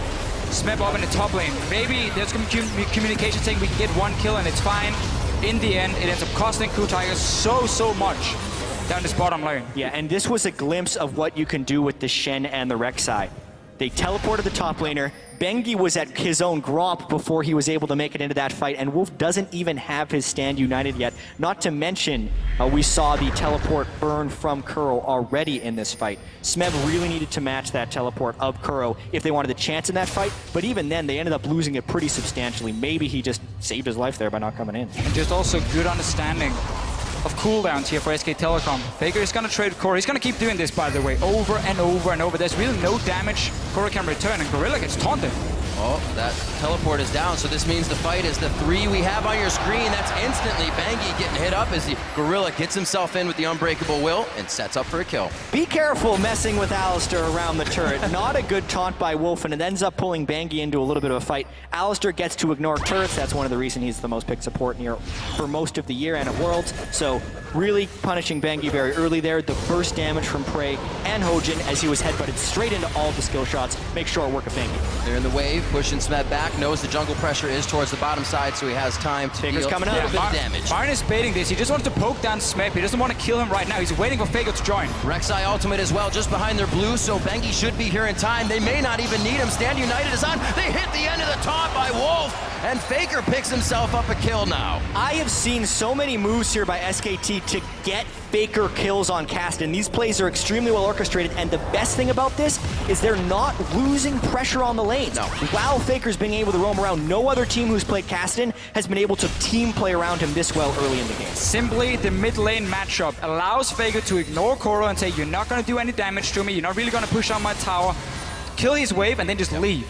And he does it again and again and again, and he managed to appear at the side lanes. He's ready to pick up the kills. We even see the Shen support join in. So SK Telecom right now are benefiting from Faker being in a lane where he's not going to be under any pressure at all. And he can then use his mobility to join the other lanes. And we've seen, rewatching SKT's games, even KOO's, SKT just better at making plays off of small mistakes. Everybody went to the bot lane, a lot of teleports are down. Let's make a play on the teleport top lane and get it to work for us. And we can then constantly go back to, okay, what was the last play where KOO had an impact? Okay, he TP'd down to the bottom lane. Right. But that was the play where KOO Tigers had completely misunderstood the situation, already cancelled from Smeb, so they couldn't win. The fight that meant the teleport was on cooldown. Suddenly Faker can roam and nobody can join. Exactly. And so much of what we've seen from the KOO Tigers as well throughout Worlds is they actually do not pick up much farm by playing 3 lanes. They instead shrink the map, find team fights, and then win based on killing the opponents. Because their overall CS differentials, even at the end of the game, Hojin, KOO, and Prey in bracket stage averaged big CS differentials against their opponents. And SKT, right now, are also the ones getting kills as well as pushing the lanes. They are winning across a lot of different dimensions. Yeah, because the KOO Tigers tend to fall behind in the early game at 20 minutes, they get pushed so far back on the map, they can't be proactive. Because whenever the other team then pushes out the wave, there's going to be 2 or 3 minion waves coming down towards Smeb. He wants to pick it up. The other team will force a fight. And Smeb has to TP away. So he has to sacrifice that farm to join the teleport or to join the team to get that big team fight going for KOO Tigers. That's one of the main reasons they fall so far behind in CS across the board. Smeb, despite being probably the best or second best top laner in this tournament. He's even in CS at the end of the game. His job is going to get much harder against a 2-0-2 Marin. He has enough money right now. 1:30 on that clock for Dragon. That Zanyas he has is most likely going to be finished before those sword boots, and he'll be so powerful when this Dragon fight comes up. Getting help here from Bang in the top lane, so they don't have to worry about that pressure. And again, look at the map pressure. Smeb under his turret facing 3 to 4 people. They are posturing a dive right here, but mainly just trying to take the turret. What KOO wants is to bait a dive and be able to save under the turret with Alistair and with the Lulu teleport, but they really just don't have the necessary information right here. It has been a KOO special to wait for turret dives and turn them around, but now they're against a much more formidable foe. And this right here is a play we have seen all the Korean teams do in this tournament. We're down on the bottom side when there's no tier 1 tower. They push their minion wave all the way to the enemy tier 2, and then they recall off the bottom lane. Both support and AD carry recalls, and they rush to the opposite side of the map where your top lane is still sitting and farming, so they don't give away what's happening. Because all KOO Tiger sees, okay, Marin is in top lane farming against Smeb. Well, that's pretty normal. They bot lane recalled. We don't know where they're going to go on the map. So because Marin stays, kind of fakes it, they show up and there's only 4 members pushing in the tower. But KOO Tigers this time around were ready, knew what was going to happen, and were there to defend. Look at the pressure here from Bang. Knowing that he's got somebody behind him, KOO can feel it as well. Not much pressure there, but it looks like SKT is trying to get some flashes or some ultimates before this Dragon. And I want to call attention to the item timings as well. Bengi just completed a 16-minute Sightstone. Some Rek'Sais in the group stages, Reyna would be one of them, were completing 4 and 5-minute Sightstones and then trying to cover the map. But knowing that they are up against KOO, who has not traditionally been an early game aggressive team, Bengi could then get combat effectiveness, finish his Cinder Hulk very early, then get a late Sightstone. It works perfectly. He gets the Sightstone, he wards up the Dragon, and now they can take him. And this is what SK Telecom wants to do with their comp. We talked about it in the pick and ban phase, how strong it is in the mid game. Right now, you have the items completed, Rod of Ages for Kassadin, Hourglass for Rumble. It's very difficult for KOO Tigers to fight. Your Jinx doesn't even have Infinity yet. You cannot teamfight right now. And SKT gets a free Dragon, can even go back and defend. Hojin might set up a dive against Marin, but remember the Shen ulti. It's always going to be there. Wolf is just sitting in the mid lane, waiting for KOO Tigers to make an aggressive play, and then he joins. Something that can easily catch them off guard is that Shen ultimate. We've kind of seen KOO within the past few games of the tournament. They bring out the Zac, they bring out the Ashe, causing teams they play against to have to ward differently, play differently in initiations. It seems like Shen is creating that possibility for SKT right now, thwarting some kills, giving SKT the lead here in engages. And another possibility SKT's opened up with this team comp is just a different look than we've seen for most of Worlds. Marin has played Rumble, but it's been a bit of an abnormality. Yeah. We have seen the top laners split pushing, and the mid laners being kind of the damage dealer. But SKT swapped around this roles for this specific game. Faker is the one split pushing and making plays, whereas Marin, a lot of the time, will arrive with the equalizers in the team fights. Pushing the mid tower will be very hard for SK Telecom. Kassadin obviously can't really join in unless there's nobody defending. I'd rather see SKT focus on getting deep vision right here than trying to just group 4 members mid, because with the teleport on Lulu as well, it should be easy enough for KOO Tigers to defend it. You see right here, they can just clear it out. Sivir is the only one who can really hit the tower, and it does absolutely nothing at this point. Get deep vision, get skirmishes with your Kassadin. That's what your goal is, not pushing in mid tower at the moment. Well, especially because every single global on SKT is up right now, so wherever Faker goes, the rest of the team has the ability to support him right there, and then it's on KOO Tigers to stop the split push. I definitely do feel like SKT should be doing that to Fischio, but I also think that since they are up 2 Dragons to 0 already, with a scaling Kassadin on their side, they're okay with this current set of circumstances as long as Faker's farming. As long as he can keep farming, don't put him with your AD carry so they have to share and try and fight each other for that CS. It never works out. Both carries, they start whining. Faker will always pick up more gold. He will get some of it. He will get some of it. But really, for KOO Tigers, the fact they have double teleport means they should be able to always have the 2 side lanes, or at least 1 side lane pushing against SKT. And we might have to see them go aggressive and tower dive on the opposite side, where Faker is not sitting on this Kassadin because he doesn't have teleport, or Bang, of course, as an AD carry, and use the fact that KOO can then TP in 5 versus 4 fight for the KOO Tigers. But for now, they're still behind. The AD carry does not have any completed items, so they're not in a position where they really want to fight with confidence. Both sitting around that same damage spike. Leandri's just finished by Marin, but sub 20 minutes in the game. That Zanya's as well. Sword Boots are going to be easily finished. These guys are all the items coming online right now to make things happen. Marin is so incredibly fed, and Faker is also going with the ridiculously aggressive Kassadin build. He's going Lichbane as his second I wondered item. what that was going to be after Aether Wisp. Yeah, I thought maybe a Ludens. That also would mix. So often you see Zonias as the second item because you need to Rift Walk aggressively and then avoid getting killed by the rest of the team. But it's also Faker, so he's going to be very patient with his positioning. This makes it very hard for him to go directly at the Riven, because if Riven does get the stun off, he can try and full combo the Kassadin before anything falls down. It's going to be a big skill matchup now. Yeah, he's basically saying, I'm gonna be against Lulu most of the time. So Hourglass, the armor doesn't really do a whole lot. She's not gonna kill me. I want some more burst, really, for himself. Finally, we see SKT getting into jungle, places some mission cleared out. You can see he's not afraid of KOO at all. He can barely burn through his own shield. Lulu's damage does not come out in burst. It's very over time. The AP Lulu, while the Glitterland slows you, it's then about the auto attacks afterwards. So I do actually like the build from Faker here, as long as they continue to use him as a split pusher. This was good though from KOO Tigers, because again they used the teleport to push the bottom side, get some damage on tower, force SKT to send someone down to defend it. They need to keep doing that, but they're only allowed to do it because SKT has not completely taken over jungle. So you can freely push out your waves right now if you are the KOO Tigers. You're not really afraid of getting ganked because you have defensive wards as well. But SKT is very clearly saying we don't want to risk anything. Just farm up that castle and get that third dragon, and then we'll start invading. You can see Bengi on your screen. Now he's moving into the jungle. Now KOO Tigers suddenly can move straight from the lanes to the towers and defend. They have to take the long route around, and that's where SKT can catch them in the rotations or just be there first and take away a tower. So many options now for SKT as they move into the jungle. Faker just off on the wing to the right. You also have Wolf and Bang kind of hovering back and forth through the jungle. Bang clearing waves in mid now. Just the 80 carries doing what they can in mid to farm it out. They might be able to get some good damage on him here, but it won't be a trade coming in from Bang. A little too close and not enough vision on the other side. Prey played that extremely well.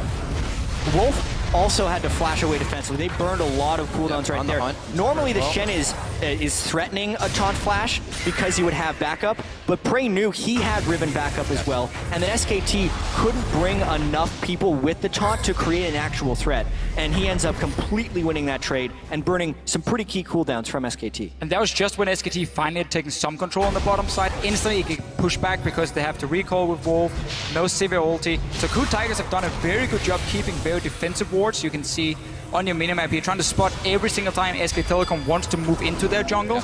And then again, it allows the Lulu to move all the way down here without a tier 1 tower, push out the wave, force Faker to sit and clear it so he can't do anything without his teleport.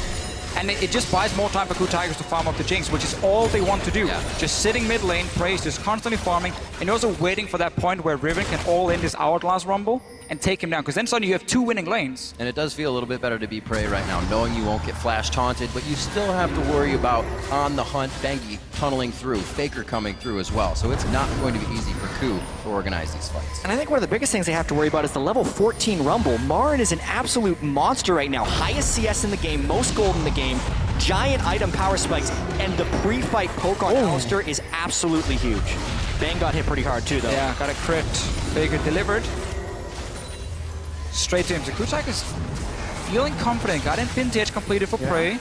Don't feel like they necessarily have to take this one, but again, they're afraid of these dragons getting out of control. And this has typically been where KOO Tigers has swung back their gold deficits. This is actually a tiny gold deficit. They've come back from 5,000 gold pre-20 minutes twice during the bracket stage already.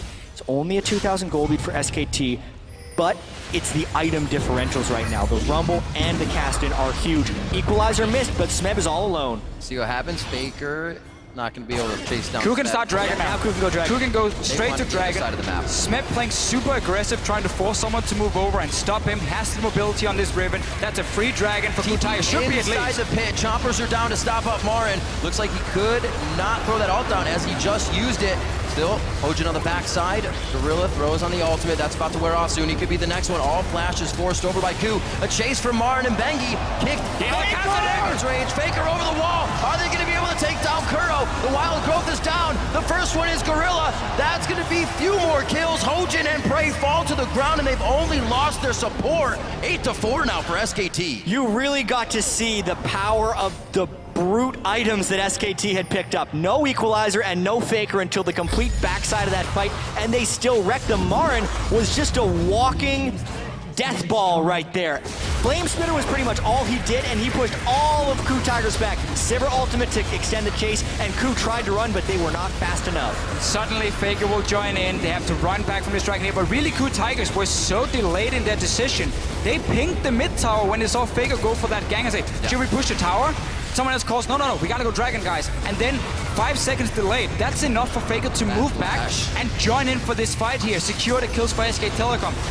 Miscommunication will be punished by a team like SK Telecom every single time, and that's why they pick up 3 kills. And so will that many flashes down on the side of KOO as they use them to escape that fight.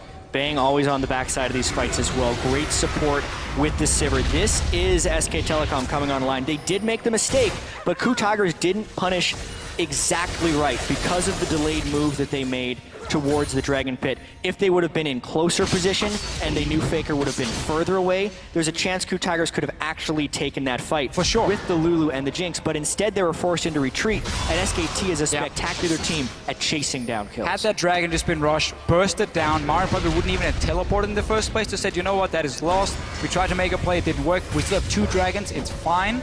We can now go back to play the same way, try and use Faker in one of these side lanes, but really it is hurting him. He doesn't have that teleport. That's always what you look at in the late game against a double teleport team. It becomes so difficult because every time you show yourself in one of these side lanes, you're afraid of a play happening.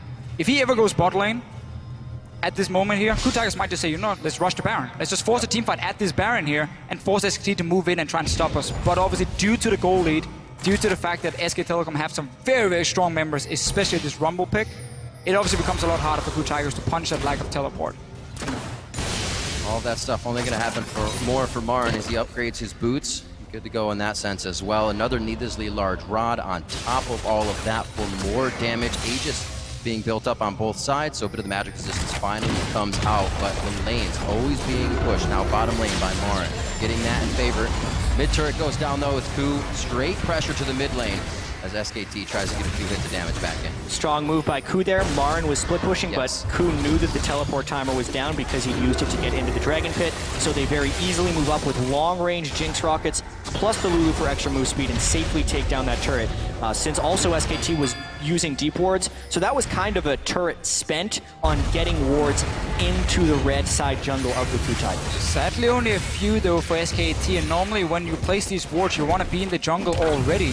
So the other team can't see what's happening in there. They want to peek in and be like, oh, can we clear a ward maybe? And then boom, you just punish them, you kill them, and you can then rotate to the Baron. Every time KOO Tigers now gets to group up and move down to these towers, it's in their advantage because what their team wants to do. They should be able to see Faker sitting and farming and knowing, okay, we have maybe 5-10 seconds, we can get one hit or try a trade and then go back from there. But then Faker obviously will move down from his lane and be able to flank.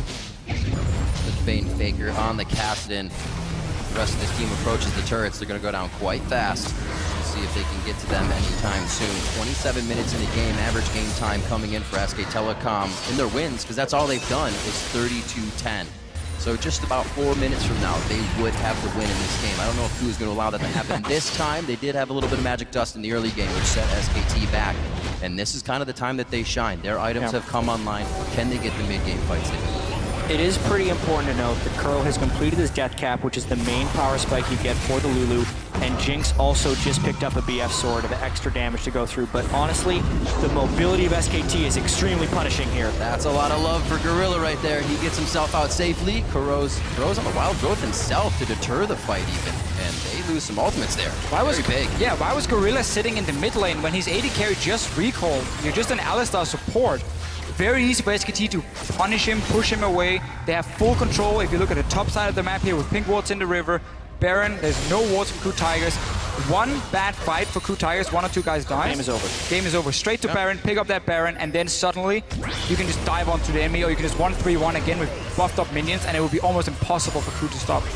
Marin is about to hit level 18. It's 29 minutes in, he's at Hojin level is gonna 17 get picked off top here. laner. That's something SKT has done this game. They have played the waves better, and we see this 3,000 to 4,000 gold advantage, but the experience advantage is even bigger, specifically in that top lane. Marin was 3 levels ahead of Smeb just a second ago. He's the only one in the game right now with a 3rd level of his ultimate. That's how far ahead he is. It's ridiculous. Yeah, and that equalizer scales extremely well. So that is, the 3rd level of the ultimate is absolutely huge, even for Kassadin too, when Faker hits level 16, because the cooldown of his Rift Walk will drop to pretty much 2 seconds, and it makes it much harder for KOO to lock him down and burst.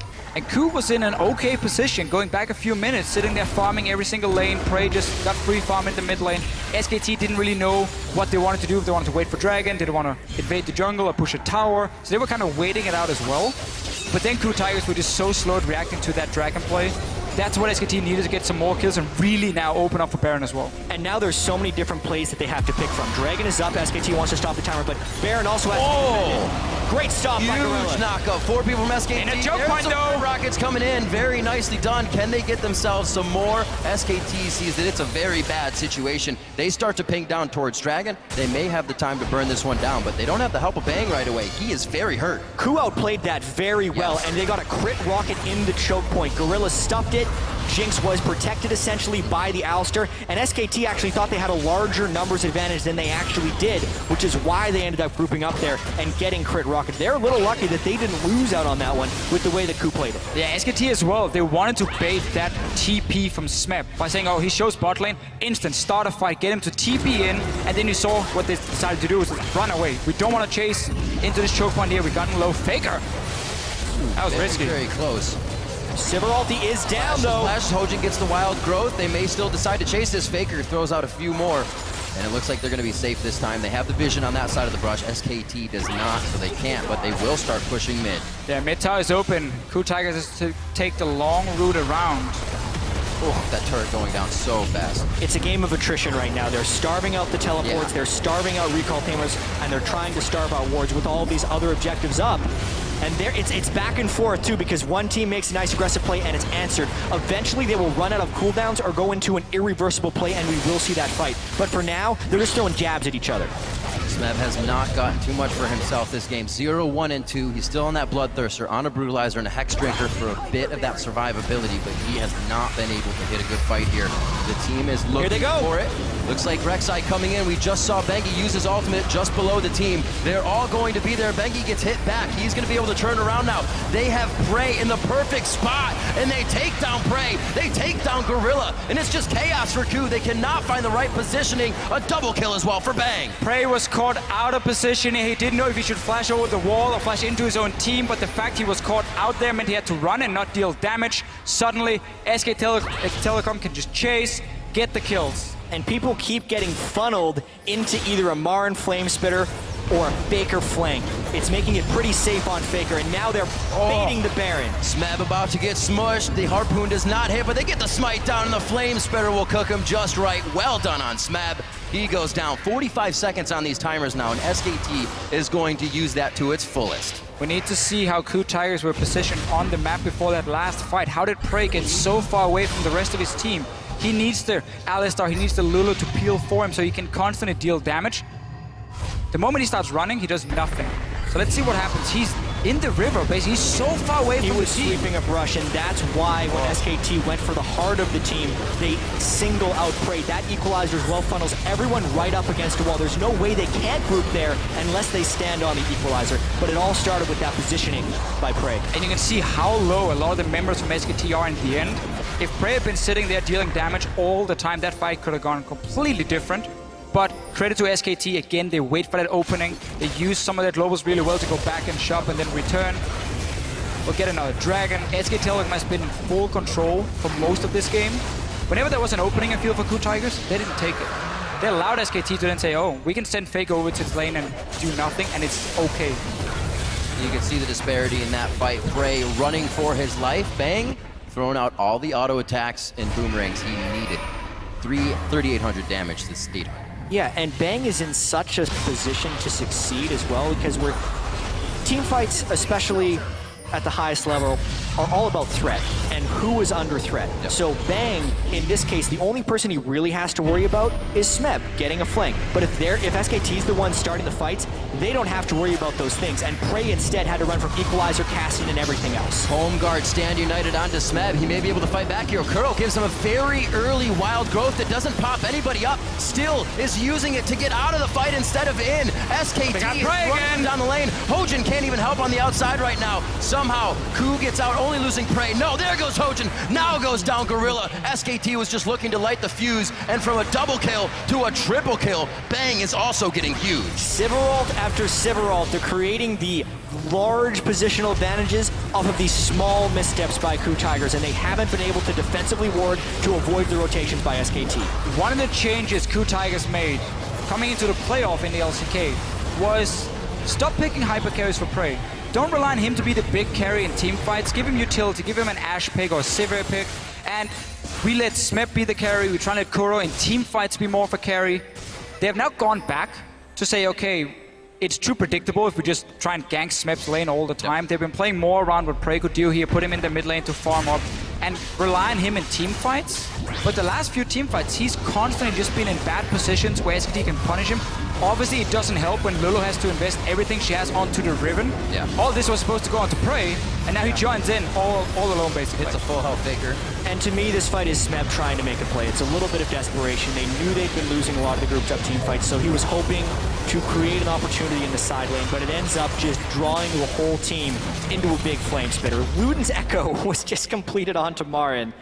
Oh dear. After that Rylai's the distortion boots, as we said before, so he's getting his summoners back nice and fast, and it's got to be very difficult for Smeb to make any moves against the team with On the Hunt, against the team that can rift walk. A very nice Zanya's through the wind slash. Smeb's gonna go down in this one. He tries to put the nail in the coffin, but ends up in it himself. That's gonna be another turret. We said it would be Baron in the base, and SKT have their eyes on it. Level 17 Kassadin with Zhonya's is far too slippery to be able to take down unless you use all of your team's damage at exactly the moment that he is stunned. KOO tried to bait the side lane brush right there, which is a popular play while you were behind. Faker, you could tell, was kind of waiting for it with the way he juked side to side near the brush where Kuro was waiting. And it's SKT who gets the last laugh there. It's amazing how that once SKT has a stranglehold on your strategy or even a slight lead, they push it wherever they want, but still playing reactively. You make a mistake, we take so much from the base. You make another mistake, that's the game. At this point, it cannot happen anymore for KOO Tigers. And it's scary to see SK Telecom win team fight after team fight against a team that was supposed to be the better one in the late game fights. KOO Tigers has always been praised as one of the best team fighting teams in the world, where they could possibly beat SKT, who are more about skirmish, you know, more about the early game. Not been the case in this game. I think a lot of it has to do with the way SKT did draft for finding team fights. Sivir, Rumble, traditional team fighting AD carries there. And even the jungle matchup, Rek'Sai versus Lee Sin. Rek'Sai is incredibly good into Lee Sin, burning that first pick on the Rek'Sai to give Lulu over, and then just positioning better than the team with the Lulu. It's been draft as well as play for SKT. Yeah, and it's just something we mentioned, how SKT so quickly realized what could happen in the pick and ban phase by taking that Sivir into Lulu, being okay, in case you want to take the AD carry, we will have a composition that can dive it. We have the tools ready, even when we are kind of blind picking it before we see your AD carry. And Bang has just been having a great performance. He's not been the highlight, but he's always doing so much damage in these fights. He's just consistently doing so well. Have to remember that that Riven was picked at the end. Counter picking. Oh, Hojin gets critted down immediately. A bit of Luden's Echo on the end there. Wild Growth goes onto him. Everything's been used in defense. They can't get the engages they want. It's the KOO Tigers. They love to engage, but are consistently engaged on this game by SKT and their confidence. This time around, though, SKT wanted a little bit more. Faker even jumped in and had to flash out instantly, so he didn't get to assassinate anyone. Recalling on a ward. There aren't many mistakes that SKT has made in this tournament. I mean, the first one might have happened when they went to gank Pawn on Echo when Ryze was still level 1 Faker. Or Faker was still level 1 Ryze, I should say. You're not going to get a Rune Prison out of him, but other than that, we really haven't seen them make too many mistakes here. They got a victory. This was a pretty tricky play because Hojin was trying to kick them back while SKT would be trying to finish this turret, and they get them low enough that they kind of commit over the wall, but now their focus is split between the fight and the turret. You could see Bang was finishing off the turret because they couldn't dive on the turret. but Bengi was all about the fight right there. That would have been a safer play to just have Faker be in while Bang took the turret, and Bengi overextended a little bit. In the end, though, worth it for SK Telecom because they get the tower down, they break into the base once again. They have now 2 inhibitors they can take down. One of them is already gone. The next one should be coming soon. SKT back out, split pushing.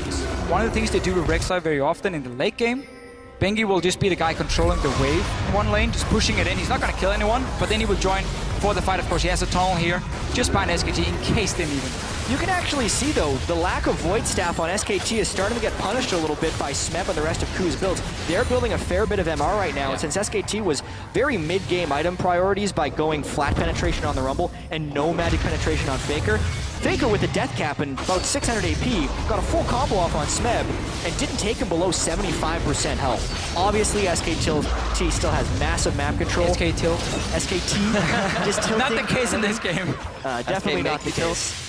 Oh. But no Void Staffs on the way. It looks like Marin will complete his build sans Void Staff, and Faker will need to build it as his 6th item. Incredible play so far coming from SKT. A bit of a lead to KOO in the beginning when they got the early kills, but everything punished that SKT could has been punished. Sterik's Gauge now onto Bang. They're able to put some different items in their pockets here, keeping him that much more safe. As you were saying, that magic resistance getting picked up. Prey has a no magic mantle just to stop from being zeroed out immediately. And hopefully they can stay alive a bit longer here as they protect their inhibitors. It is very hard for SKT to fight here in the base, though, because the flanking option is not really there. Obviously, KOO Tigers have the Nexus turrets behind them. Finally, Prey sits next to his Lulu and his Alistar, so he's very safe. SKT respects it now. They're saying, okay, we don't want to risk it. Wait for Baron to spawn.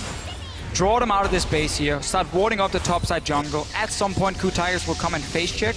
Then you get the big fight, because there's so many ways then for Kassadin to flank behind. And that's really the story here. And SKT has been the best team at recognizing the right play to make at the right moment. So even though they've had 32-minute games, you wouldn't expect SKT to overpress the tempo right here. They're at 4 dragons. Knowing the next dragon is going to be up in 5 minutes, they can get that. In the meanwhile, the Baron will come up. They can take that, slow push the wave in the top lane, maybe get down the 3rd inhibitor turret. Because, as we were talking about, they do not have the long-range AD carry, they do not have flank opportunities within the KOO base, and KOO can hold their own base quite well. However, if that's with a Baron buff and with 5 dragons, then SKT can crack it, which is why SKT's opportunity is in the here and now. As Baron respawns, they need to kill KOO within their own jungle. 4 items now for Prey. Lulu to buff him up as well with a death cap completed. It is just so hard for him because of the fact there's a Sivir ulti, the Kassadin, the Rumble ulti. There's so many things that's going towards him. Even Flash Taunt from a Shen can be enough to win the fight for SKT. So you put in this impossible situation as an AD carry, where you have to deal the maximum amount of damage, but there's also so many ways you can die at the same time. Here's one of them. Marin throws the equalizer down. They're able to split from the red carpet, trying to get back into their own base. The Zanya's on Faker, makes Prey take one step too close, but he is able to get out with the Wild Growth. Eyes on to Smeb now. Everybody actually focused that. Gorilla's able to come back in, but only hits Faker, and it leaves the backline completely open. Kuro and Prey fall immediately, using both summoners that they can. Teleport still up for Kuro, but it wouldn't have helped anyways. SKT could not stop chasing KOO. KOO could not fall back fast enough. Prey kited his heart out, but it wasn't enough. SKT used Zonius properly, ran down the fight, and they'll win the game. That's going to be SKT earlier than what their longest game would be. That was 43-30. They put a stop to that. It's a 42-minute game 1. SKT is 2 wins away from the Summoners Cup.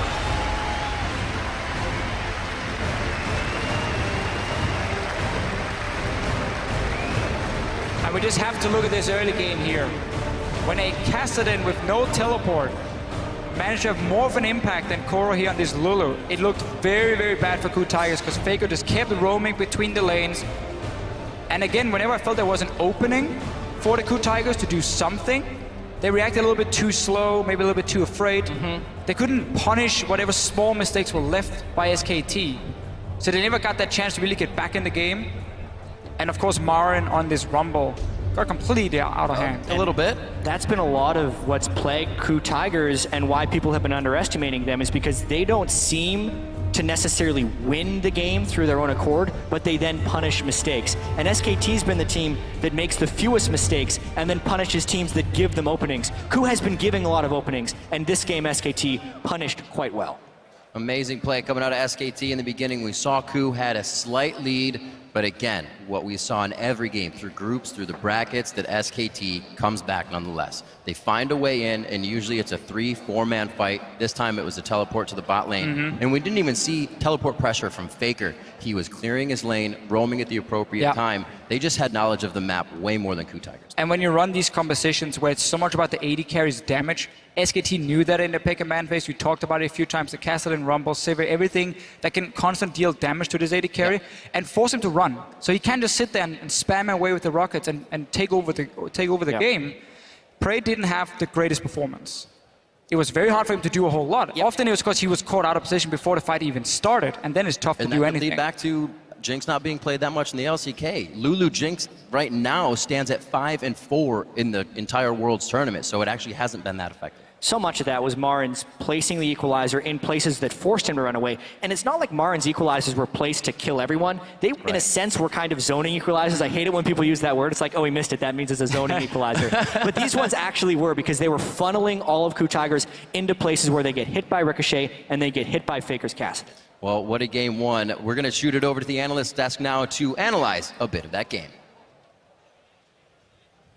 Thank you, Riven. Some analysis we shall do. What a game one, though. We have to start from the beginning because we had all of this prep. We talked about how the teams would draft. We talked about which players would impact where we expected teams to succeed and fail. So let's start at the beginning. In that drafting phase, we saw the hover over the Rise, but then going with the Kassadin. So Faker already coming out with something new this time around. Yep, Kassadin with an easy lane and taking Ignite and being able to make it happen with roams rather than try and answer with teleport. Yeah, I really am surprised that SKT decided to blind pick the Rumble here, because they must have known the Riven was going to come out, but Marin is one of, if not the best Rumble players in the world, so that really helps that you at least have him comfortable in any matchup. Now, KOO, I thought their draft was great. This harkens back to their Juggernaut day, or Juggermaw days, when they would play the Lulu with the Kog'Maw. This is the team that invented that strategy, so they've got to be comfortable with it with Jinx. And I have to reiterate back on actually SKT side, Marin's play. Once again, this was pretty much just what we were talking about in the pregame. We're talking about his use of Fog of War, the information denial, and how he always keeps his CS, and he always is able to make that teleport play on time because of the way he manages minions. The other big one I want to point out for SKT this time around was the Shen support pick, actually. That's what facilitated a lot of the playmaking for this team. Wolf had 19 out of 20 kills, just missing participation on one of them, or kill participation, not the actual kills. You saw there for a moment the team's already strategizing for game two, so plowing ahead there. But Krepo, I want to come to you because, as Monty mentioned, this is a team comp for KOO that we would love to see. We imagine they're very comfortable with. So for both of these teams coming out of the draft with compositions we would have expected out of them, however, they didn't come away with the win. So where did they fall short in terms of playing it out correctly against this SKT comp? Looking at champs, like initially, I also like KOO Tigers comp, but I think SKT is running a very risky composition to play. If you fall behind, no amount of gap closes are going to help you. You're just going to run out of damage. But they managed to play the map so beautifully. More importantly, the way they use teleports, and especially one of the first ones with Rumble. I think we have a replay of that already, so we can get to that. And that was just really beautiful map play. They saw Hojin in the top lane, then later on. So Hojin right now, he gets spotted in his signature gank because he always goes for the lane gank, counter gank. He doesn't take the usual path. SKT did their scouting, and then he moves into vision, and immediately they set up a ping is being made right now on the bottom side of the map too. Goes into Fog of War as well. Marin disappears. Gorilla, look at the ping where they're about to place. They're like, okay, top lane is calling, okay, my top laner can teleport, but it's like, he's nowhere near. So they don't expect him to come around all the way from the backside of the turret. Suddenly Equalizer lands, and this completely confuses KOO, and then a good follow-up roam, I believe Faker shows up too. That entire play, punishing Hojin being the top lane, that is just executed so well, because a lot of these teams will go for a 2 forced teleport play here, not using the ward over the wall, going around the tower, maybe getting 1 kill and then losing the top lane tower in return. This was just so crisp. But the major mistake there, right, is that there wasn't any pressure in the top side, so it left SK Telecom free to just teleport down to the bottom side. They couldn't even take anything with Smeb. Smeb had the opportunity to teleport, just sat up there farming instead. So it's about when to make plays, how not to overextend in that situation, and prevent really easy teleport ganks like the one we saw from SKT.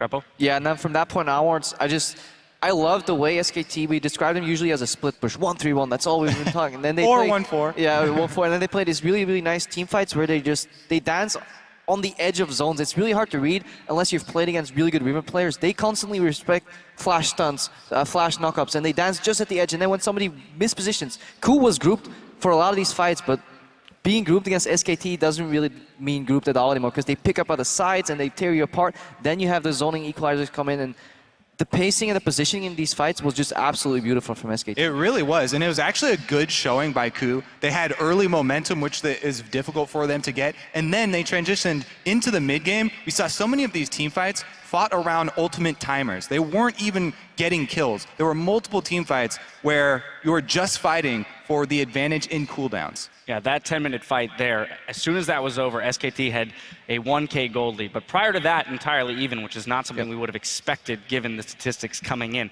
Now, moving ahead, though, at 20 minutes, Marin up 17 CS. Faker down 7, Bang up 4. But this is essentially, again, what we expected. The middle and the bot lanes going about even, and Marin creating this huge discrepancy.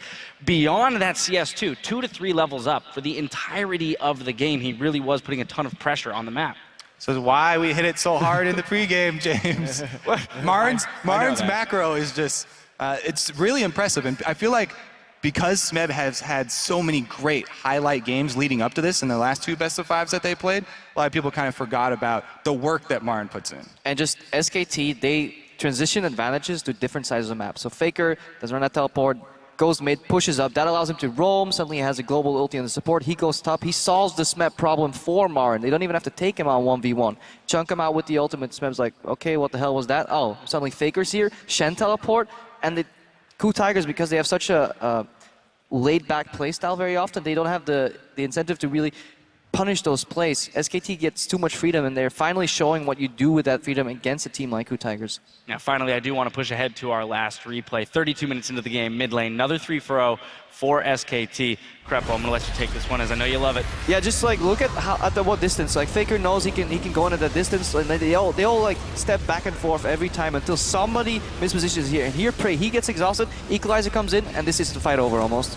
And there are multiple Zhonya's initiations and re-initiations here from both Faker and Marin as well, keeping up the pressure. They just chase you down the entire lane, making use of the Sivir pick here, the extra speed for them. They're able to continually re-engage the fight. Yeah, Jat mentioned during the game that so often we see SKT itemize towards that mid game, getting the early Zhonya's and the flat penetrations, and it's so much confidence that they're displaying in itemizing that way. And talking about that too, I have to question Hojin's build a little bit this game. He went Warrior Enchant into the Sightstone, he had Aegis. Sightstone, yes, but Aegis came later, so it came after the Hexdrinker, and I think that may have been a bit of an overreach. I think they needed that early Aegis in the mid game against all this magic damage that was coming out. It's a really good point because he was set up to build it. He got the first blood money. He got the kill credit. Yeah, he had three kills in that game, so yeah, definitely I think if you get that Hexdrinker, you have to make kills with the Riven. You're trying to burst somebody down very quickly with the Riven,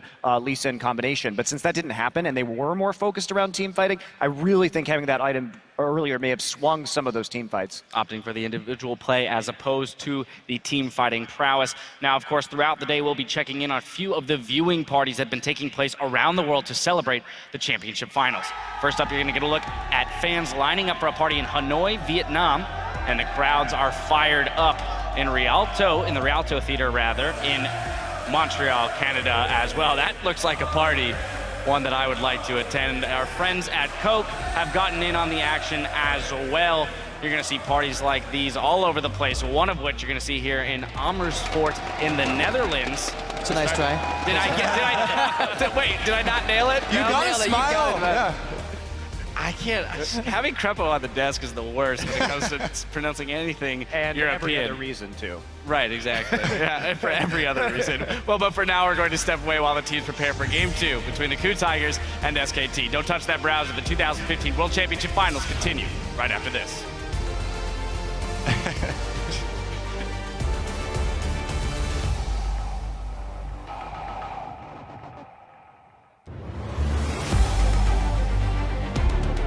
We're about to find out right now who's going to get the momentum in Game 1. Marin into the fight now. KOO and Prey are the targets, and that's going to be KOO going down. SKT seemingly pulling this one back in their favor. Faker! Rage, Faker over the wall. Are they going to be able to take down KOO? The wild growth is down. The first one is Gorilla. They have Prey in the perfect spot, and they take down Prey. They take down Gorilla, and it's just chaos for KOO. They cannot find the right positioning. SKT They got is Prey running again. down the lane. Hojin can't even help on the outside right now. Somehow, KOO gets out, only losing Prey. No, there goes Hojin. SKT is 2 wins away from the Summoners Cup.